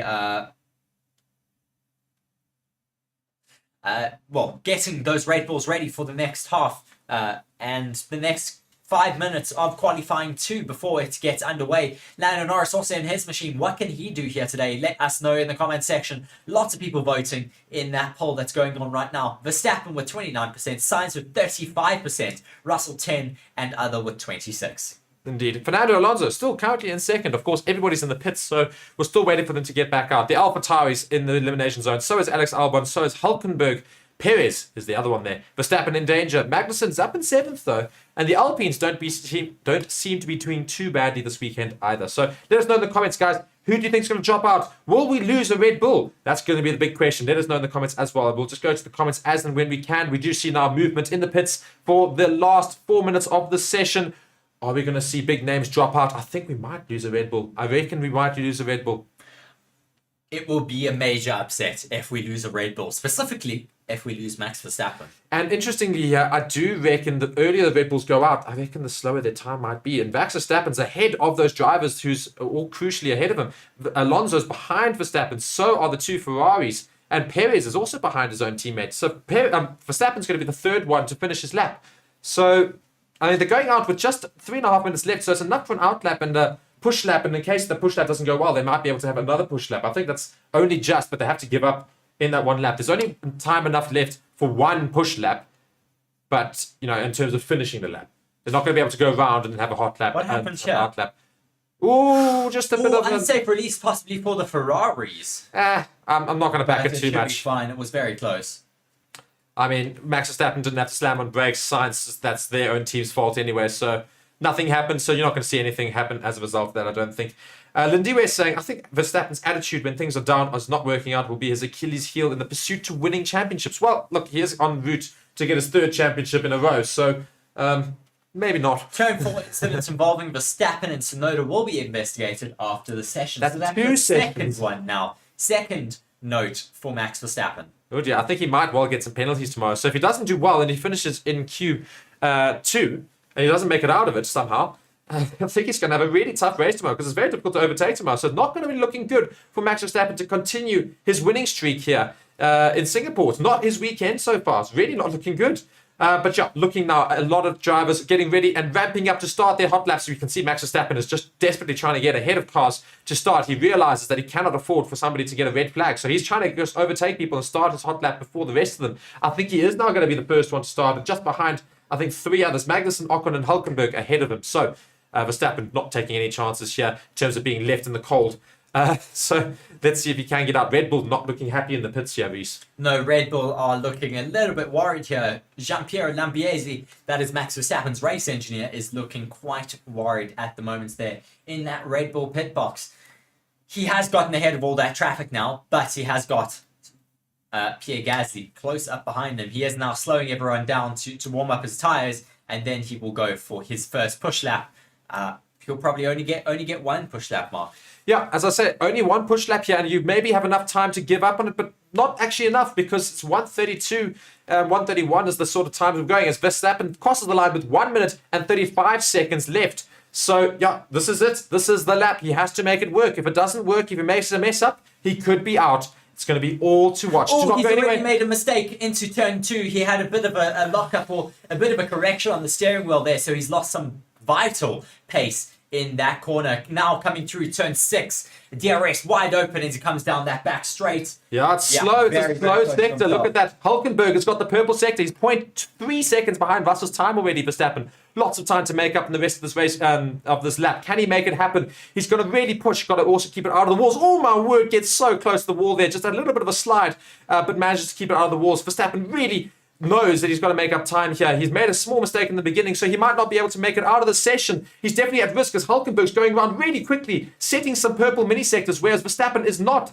Verstappen is currently down on Hulkenberg's time, so I think Verstappen could be lost out here in Q2. There's a yellow flag in sector 1. Yellow flag in sector 1. Oh dear. Who is this for? I don't see. Oh, it's his teammate. Sergio Perez is spun around in sector 1, so Sergio Perez will be out at the end of the session. Sergio Perez is out. Verstappen is not going to be able to make it out either, I don't think. Will he be able to get ahead of Russell's time and actually more crucially, Hulkenberg's time? Where does Hulkenberg finish? As he's finishing up his lap, Hulkenberg moves into, I think he's gone into 6th. So Verstappen is in the relegation zone. Does Verstappen make it out? I don't think he's going to. Here comes Verstappen. He's not going to make it. Verstappen's only gone 10. Verstappen's only 10th. It's down to the rest of the drivers. Can Gasly go ahead of him? Here comes Gasly across the line. Does he move ahead of Verstappen?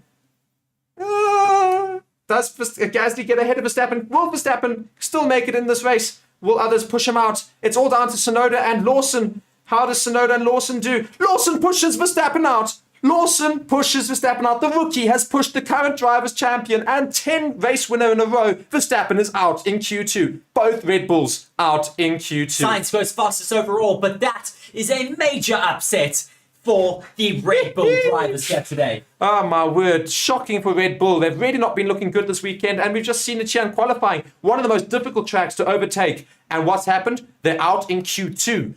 Verstappen's going to start in 11th position. Perez in 13th. Shocking, shocking, shocking for the Red Bulls. But notably, Sainz, of course, quickest there. Russell through. Alonso through. My word, Verstappen on the radio. I don't know if you saw that, but that was absolutely shocking, shocking experience there from Verstappen. Really not happy about that. Verstappen's out. Verstappen is out, and not because of anybody else. By 0.001 seconds. 0.007 seconds, sorry. My word. And look at the comments going absolutely crazy as well in terms of Alonso making it through. Verstappen, Perez out. Albon, unfortunately, also out. Gasly also out. So, Red Bull can go home. They can go home now because, nothing else is happening. Is absolutely crazy. I just can't believe it. Absolutely I cannot. Bizarre. That is just a major, major upset here. Red Bull's mechanics looking a little bit bemused, really, by that. What has gone on for them here this weekend? I have no idea. But just looking at that poll now, Sainz got 35% of the vote. You were correct for Q2. Verstappen got 28%. You weren't. He's out. And other getting 26% and Russell getting 10%, who came second. So we're going to start a new poll now, of course, because it's not going to involve any Red Bull drivers. Red Bull, I think they're not going to win this weekend. I don't see how they can. It's so difficult. unless something major happens up the field, I don't see how Max Verstappen continue. Oh my word, he is fuming. He is absolutely He's gotten fuming. out of the car before it's even been pushed back Oh, into the pits. he's fuming. He couldn't care less. Hey, that's a very unhappy driver walking straight to the thing. He couldn't care less. Oh, He's fuming. This is a pissed off Max Verstappen right now. Not a happy chap at all. And he removes his helmet. There's no love here for Max Verstappen. I wouldn't want to get in his way. He's very upset. As somebody said earlier, Max Verstappen's not in a good mood today, and you can just see this. My word, he's very upset with life.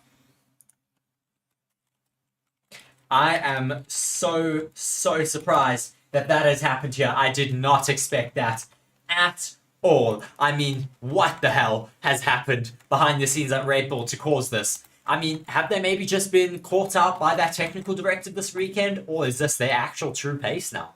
Well, their race pace wasn't looking very good either, because we saw the Ferraris were quicker. So I think this is not Red Bull's weekend. And I think, you know what?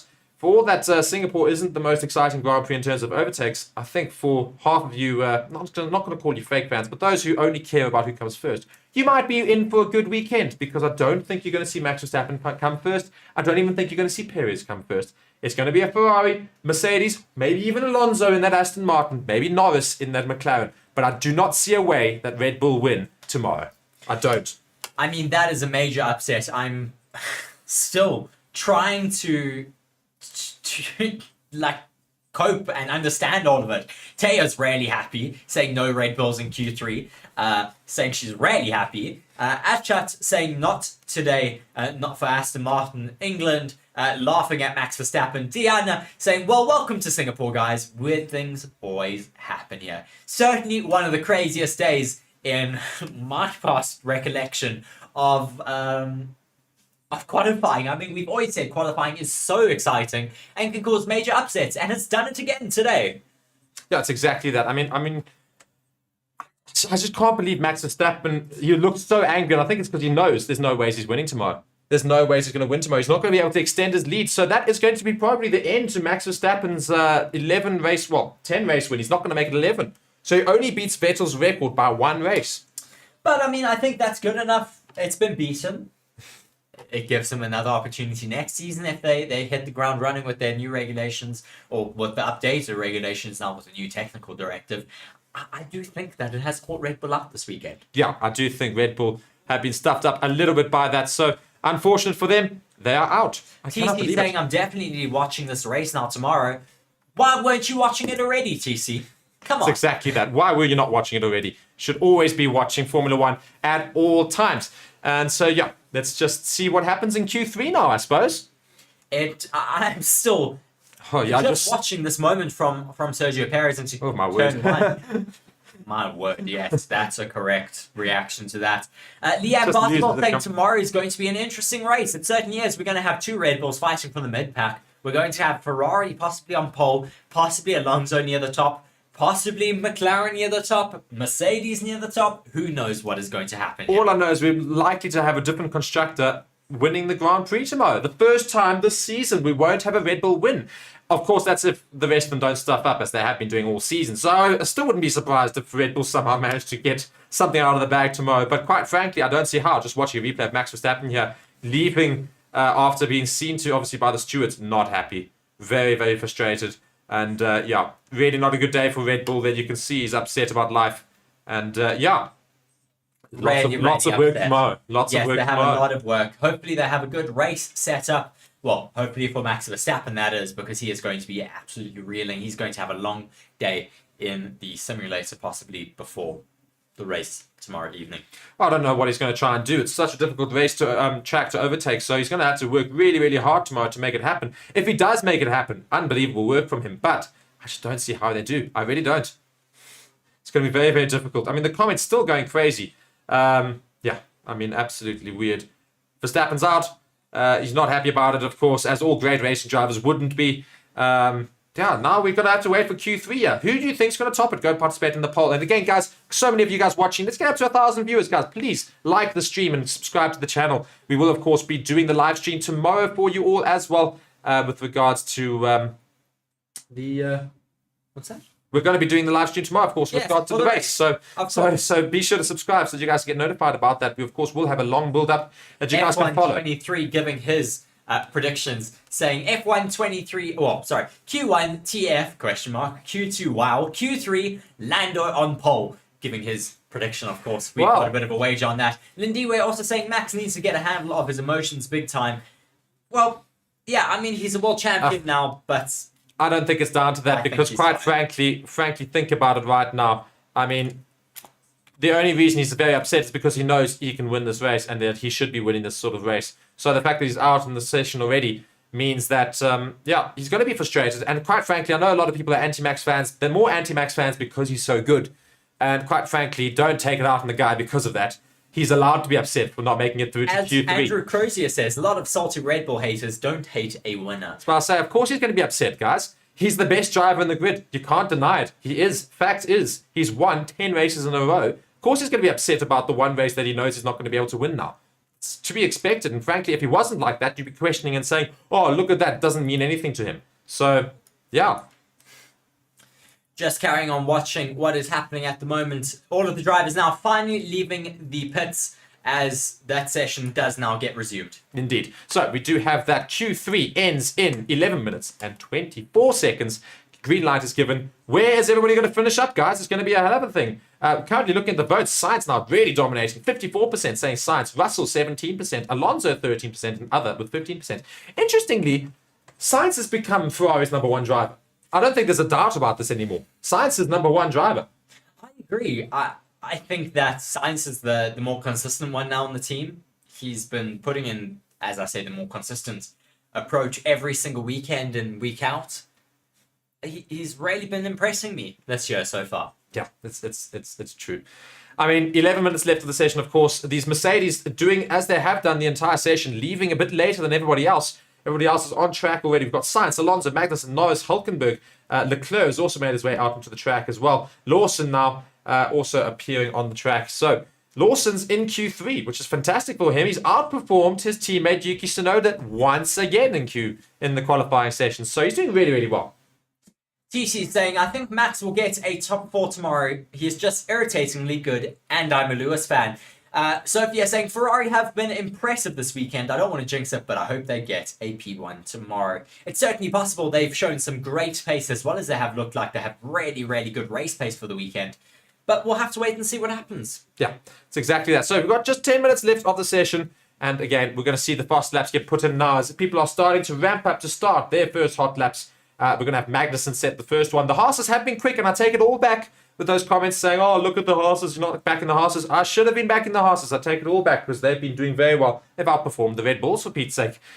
So let's see. I don't think they've got the race pace, though, for tomorrow. But they're doing very well in qualifying as Magnussen now starts the first hot lap, followed by his teammate Hulkenberg. Alonso follows them, of course. Liam Basketball saying, for the sake of everyone's mental health, I'm praying that Ferrari doesn't mess up their strategies. I think you're going to have to pray really hard. It's going to be a very difficult one. So let's see if they can get it right. And first off, they have to deal with a little bit of traffic before they start here. This is, of course, Carlos Sainz, the favourite for topping today, as we do have fast laps underway. So let's follow now on board with Carlos Sainz as he ramps up to start his first hot lap of the final qualifying session today. Yes, TC saying what we're all thinking, Hats is on steroids today. Interesting to see how much pace they have around this circuit. Carlos Sainz now starting his hot lap for this Q3 session. What can he do? Certainly looking to be the favourite for pole here. Yeah, so he's looking very smooth around here. That's where Max Verstappen made his mistake, of course, and he did not make a mistake there, Carlos Sainz, so he looks to be absolutely fine. No issues whatsoever. And that Red Bull just looks very, really good this weekend. Not the Red Bull, Ferrari. What am I talking about? Red Bull are out in Q2, so certainly not looking good this weekend, but what will happen around here?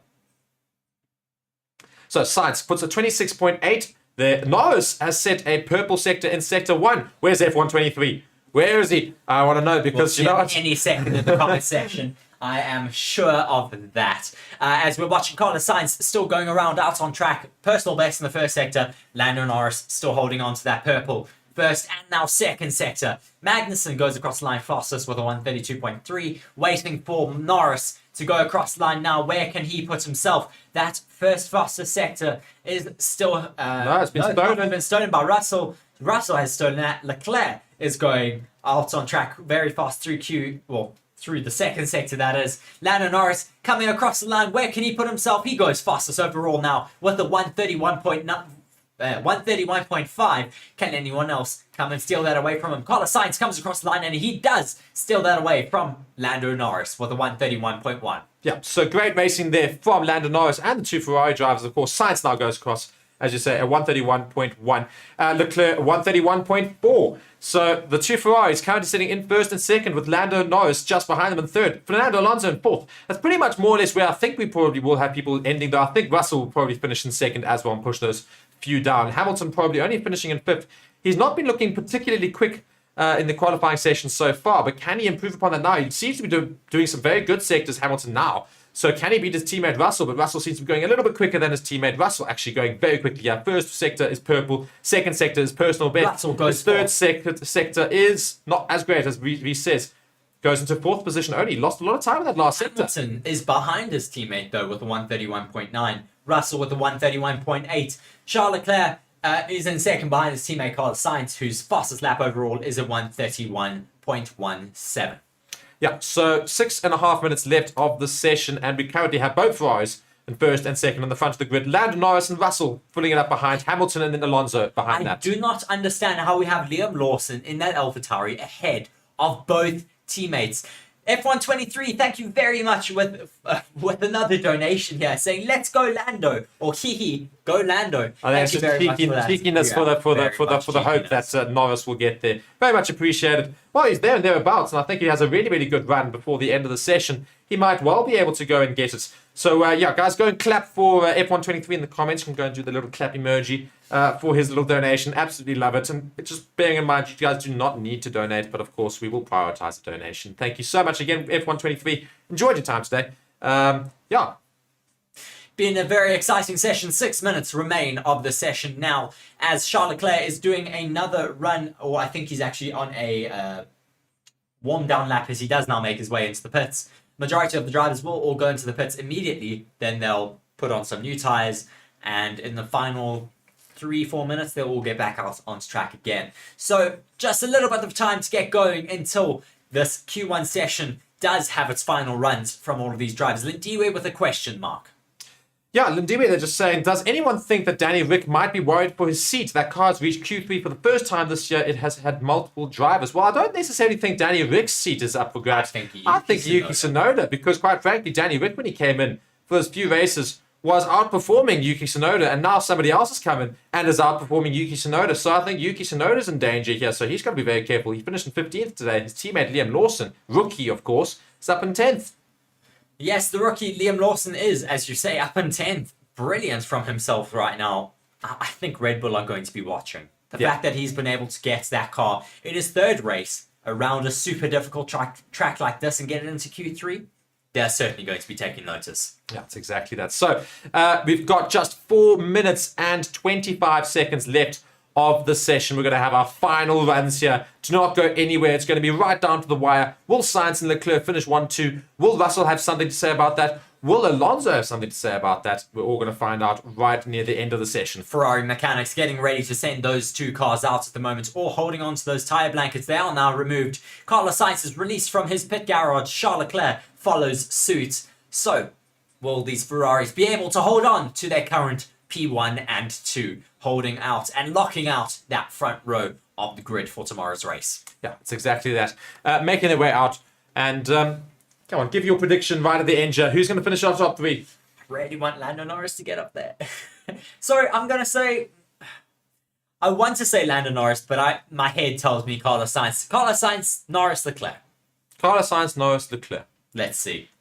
Yeah, I've added my realistic prediction. I'm going to say Sainz, Russell, Leclerc, because I think Leclerc's found a little bit of form here. So I'm going to say Sainz, Russell, Leclerc, because Russell's been very good this weekend. That's going to be my final 3 prediction. Let's see if that does actually happen. But I would love to see Lando Norris right at the top again, because I think the Ferraris will probably be quicker than him. So I think he's going to have a big battle tomorrow, which makes the race a little bit more interesting. So let's keep it going there. Yes, do be sure to give us all of your predictions down there in the comment section. Mercedes getting ready to let their cars out back on track again. The Ferraris are on the outlap. Lando Norris is on his outlap. Alonso, Magnussen, Hülkenberg, Ocon, and Lawson are all on their outlaps. The Mercedes just waiting for some more rubbered up track. But this, of course, puts them in a bit of a contentious position if there is a yellow flag or a red flag, of course. Well, they're still quite high up, of course, but they could be higher. So I think, yeah, it's exactly that. Will they be able to actually get out in time in case something else happens? Well, if something else happens, I suppose the grid that we've got is the grid we've got. A lot of people are really hopeful for an Alonso pole. I'd love to see an Alonso pole, but my heart says Alonso for pole, but I know that it's most likely that these Ferraris are going to take it here this afternoon. Yeah, it's exactly that. So the Ferraris are ramping up to start their hot laps, as are the two Haases. Let's see where they finish as well. Magnussen and Hülkenberg, of course, leading us out. They're going to start their fast laps here. Alonso's just behind him, ahead of Sainz as well. Magnussen ramping up to start his hot lap. Hülkenberg just behind him. Then Alonso, then Sainz, then Leclerc, then Norris, then Lawson, Ocon, then a big gap to Russell and Hamilton right at the back. Yes, just watching now as Charles Leclerc and Carlos Sainz finish up this warm-up lap for themselves. Yes. I'm really, really excited to see the end of this. How is this going to play out? I'm sure all of you are also just waiting in anticipation at home. Yeah, do let me know where you guys are watching from. Do be sure to hit that subscribe button if you're not subscribed to this channel. We will be joining you as well tomorrow for the race, as well as for all the other races this season, next season, and going onwards from then. Exactly that. So we've got our first few cars starting the hot laps. Kevin Magnussen, Hülkenberg, and Alonso have all got going. Sainz now building up as he now speeds into the final couple of corners and starts his own hot lap. Yes, let's see what's going to happen. As I don't know how to say that name because it's in a different language, but they say Godzilla P1, which is from that meme that's been going around on Twitter from yesterday when we had Godzilla making its way onto the track during FP1. But they have managed to keep Godzilla off the track this session. We haven't had any squish lizards. So let's just watch now as Lando Norris starts his hot lap as well. Carlos Sainz, they're not improving on the first sector, the first few runners, but Carlos Sainz does improve on his first few sectors. Alonso not up. Magnussen a few purple mini sectors, personal best in the middle sector, but no purple sectors other than from Carlos Sainz out there right now. Yeah, let's see what Norris can do though. I think he's right behind Sainz's time, so if Norris can get even quicker, maybe he could compete with Sainz right at the top there. He's up on Sainz's current time, but not his new time. So let's see if Sainz can be quicker in the middle and third sector, because if he messes up, Lando Norris could well take it away. Leclerc's also up on Sainz's time that's currently sitting at the top of the board. Though again, Sainz is going around quickest at the moment, setting some more mini purple sectors, but also a couple of not so much personal best. So I think his middle sector's not been as good as he might want it to be. Yes, just waiting until these guys cross that next timing marker. Just waiting for Lando Norris. He goes at 38.6 as Carlos Sainz goes at 38.4, so a lot faster for Carlos Sainz through there. Leclerc also goes 38.4 to 8, so the Ferrari's a lot faster through that middle sector.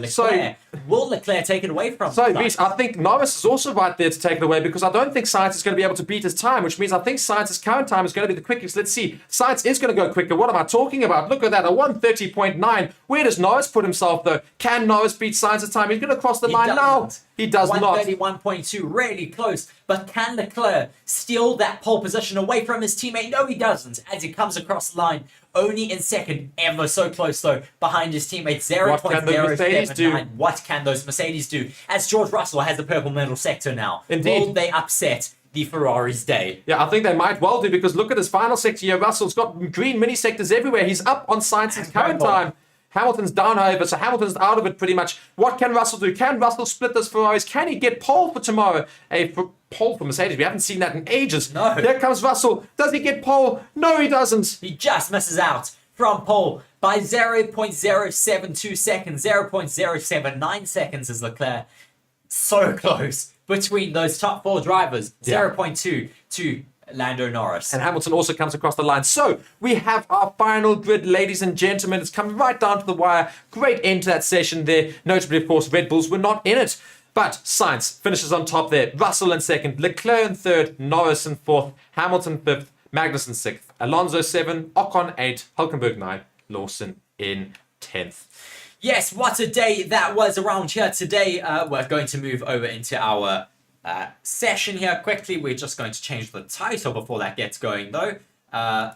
Mark's going to type that through because he's with the keyboard now. But yeah, we're going to switch across to that session now. as we are now finally into our quali review studio. And Mark will hit record.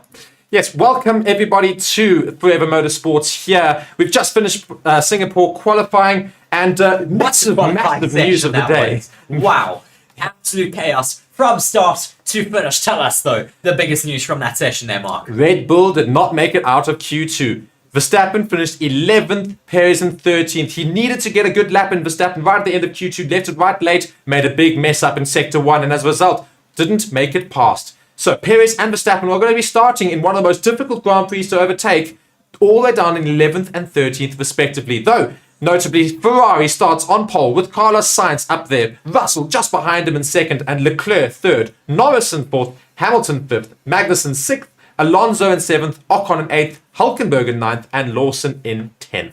Then, of course, with the major upset, Max Verstappen in 11th, Pierre Gasly 12th, Sergio Perez down in 13th, Albon 14th, Tsunoda 15th, Bottas 16th, Piastri then down in 17th. He unfortunately got caught out by the crash of Lance Stroll, who is down in 20th, Sargent 18th, Stroll 19th, Zhou 19th, and Stroll, of course, having a major shunt at the end of Q1. He binned it into the wall with a major oversteer through turn 19, hits into the Tech Pro barriers on the start-finish straight, caused a massive delay with the red flag, and unfortunately caught out the likes of Piastri with him being eliminated. Those Red Bulls, though, are going to have a very difficult day tomorrow in the race. They're going to have a lot of fighting to do. Yeah, it's exactly that. I think the Red Bulls are really going to struggle tomorrow. It's a very difficult track to overtake. Of course, there's a change in the final chicane. Of course, the third sector's lost those few extra turns. So there's another long straight, which means it might be able to be easier for cars to follow and overtake. But it's going to be difficult tomorrow, I think.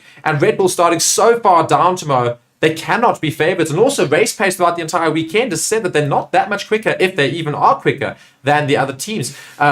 Fernando Alonso and Aston Martin's been looking quick for race pace. Those Ferraris have been looking very quick for race pace. Red Bull's not as quick. So, and of course, there's that outlier of the Haas up in 6th place. What can they do through the race? I think they've also shown some alright race pace. Not incredible, but it's not been horrific. So we could have a lot of different contenders for this race tomorrow on Sunday. Yeah, and I think, unfortunately, it's actually going to come straight down to Ferrari and Mercedes. Which one's going to have the better... Well, I know which one's going to have the better strategy, but who's going to have the better race tomorrow, of course, between Sainz, Russell, Leclerc, Hamilton, and, of course, that outlying McLaren, of course, of Norris, his teammate, unfortunately, getting caught out, as we said. So, it's going to be such an interesting race tomorrow in terms of who can finish first. And it's going to be very difficult for George Russell splitting those two Ferraris. They have the upper hand in terms of strategy, if they get it right, that is. But it's going to be very difficult for them. Yeah, it's exactly. That's going to be very, very difficult. So thank you guys so much for tuning in. Of course, we're going to be bringing you the race tomorrow live for you on Forever Motorsports here with myself, Mark, and Reese alongside me. Please be sure to like this video and... please be sure to subscribe to the channel as well. We're going to get to 2,000 subscribers as quickly as we possibly can. And yeah, Reese, any final comments? Well, just a very, very exciting end to qualifying here today in Singapore. Please be sure to join us tomorrow for the Singapore Grand Prix here on Forever Motorsports. I've been Reese, Mark's been Mark. Thank you very much, though, for joining us today. Yeah, we certainly hope to see you tomorrow in the race in Singapore. Cheerio. Cool. And